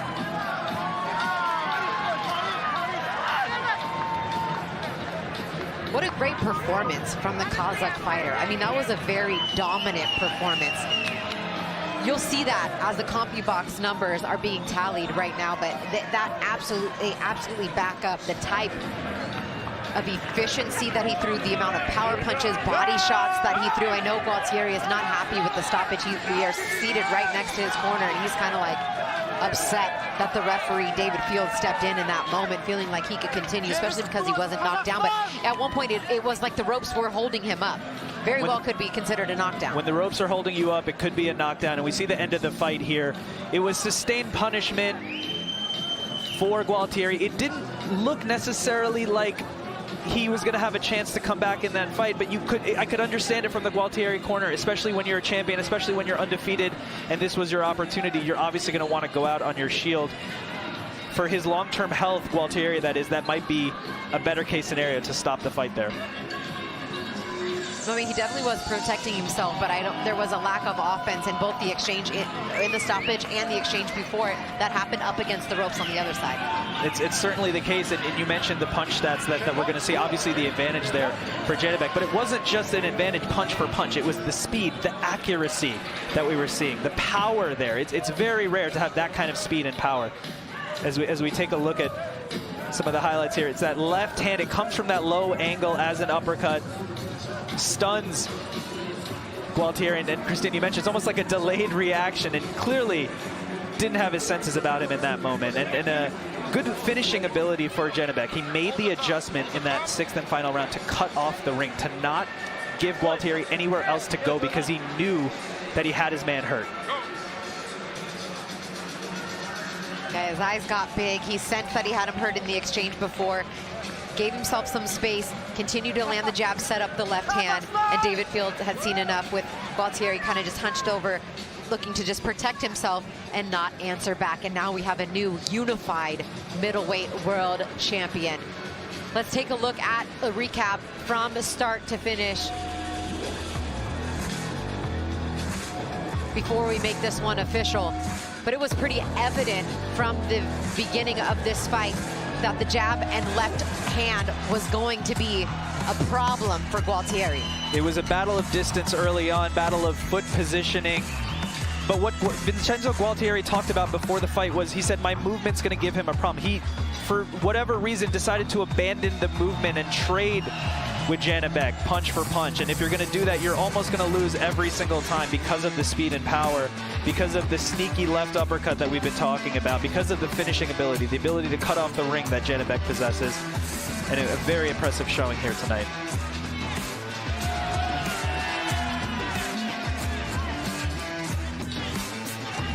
So now the question remains, will Janibek be able to continue to unify in this division, whether it be Irislandy Lara, the WBA champ, Jamal Charlo, who's a WBC, and even Carlos Adames, who I believe is the interim champion at WBC. I mean, he wants to become undisputed. Everybody that they put in front of him, he has beat. And I think he made another case, tonight about why he arguably should be known as the best middleweight in the world.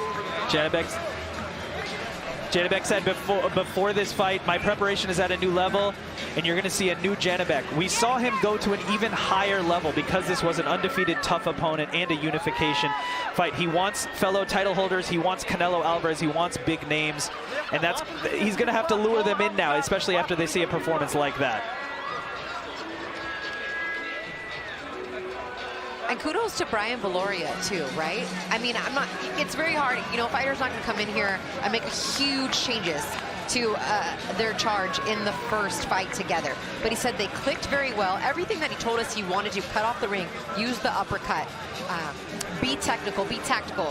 We know he's got that power. He just wanted to sharpen some things up. And I mean, sharp is a very good adjective to describe his performance tonight.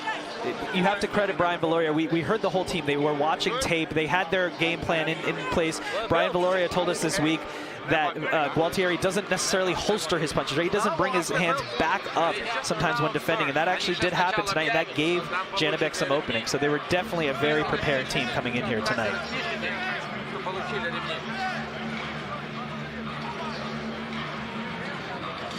So it'll be interesting to see what happens matchmaker-wise with Janibek in this middleweight division, because a lot of these guys that, are the bigger names in the division have, left the division and headed north and up to 168 pounds. And I mean, is there anyone in particular that, if you could have your choice, who you would like to see him fight next? I think we'd just like to see someone that can test him, or a big name, because he's earned that opportunity. He has 2 belts now, so he brings that to the table. Any fighter that wants to become a unified champion, you have to go through Janibek Alimkhanuly at middleweight. And it's an impressive showing, and he knows that he needs to continue to have these type of showings to make his name in main events and things like this, and he's done so. Janibek said, I started boxing at age 6 to inspire a next generation. He's doing that with performances like this. All right, Mark Chinook, make this one official for us.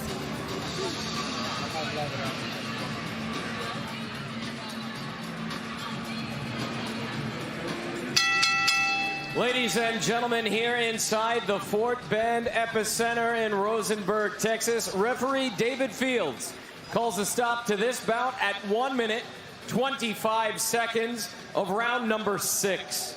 For your winner by technical knockout, and now the WBO and IBF middleweight champion of the world, Janibek, Kazakhstan.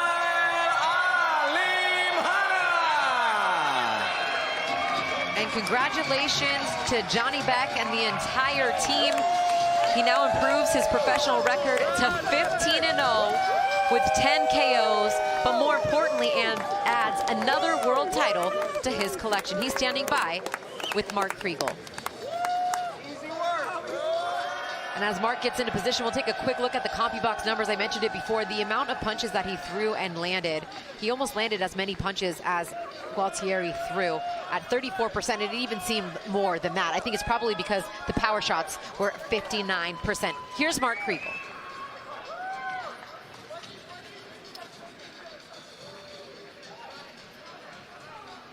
Janibek, was that what you envisioned? Yeah, assalamu alaikum barchangizga, hurmatli jankirlar. Yeah, bu bizning boks, bu Qozaq style. Biz osындай стильде тарихта калдыргыбыз келеді. This is my style of fighting. This is a Kazakh style. This is what I'm going to be continuing doing. This is a violent style. I don't know if it was knockout of the year, but it was pretty good. He didn't mount much of an attack back. Were you surprised at that?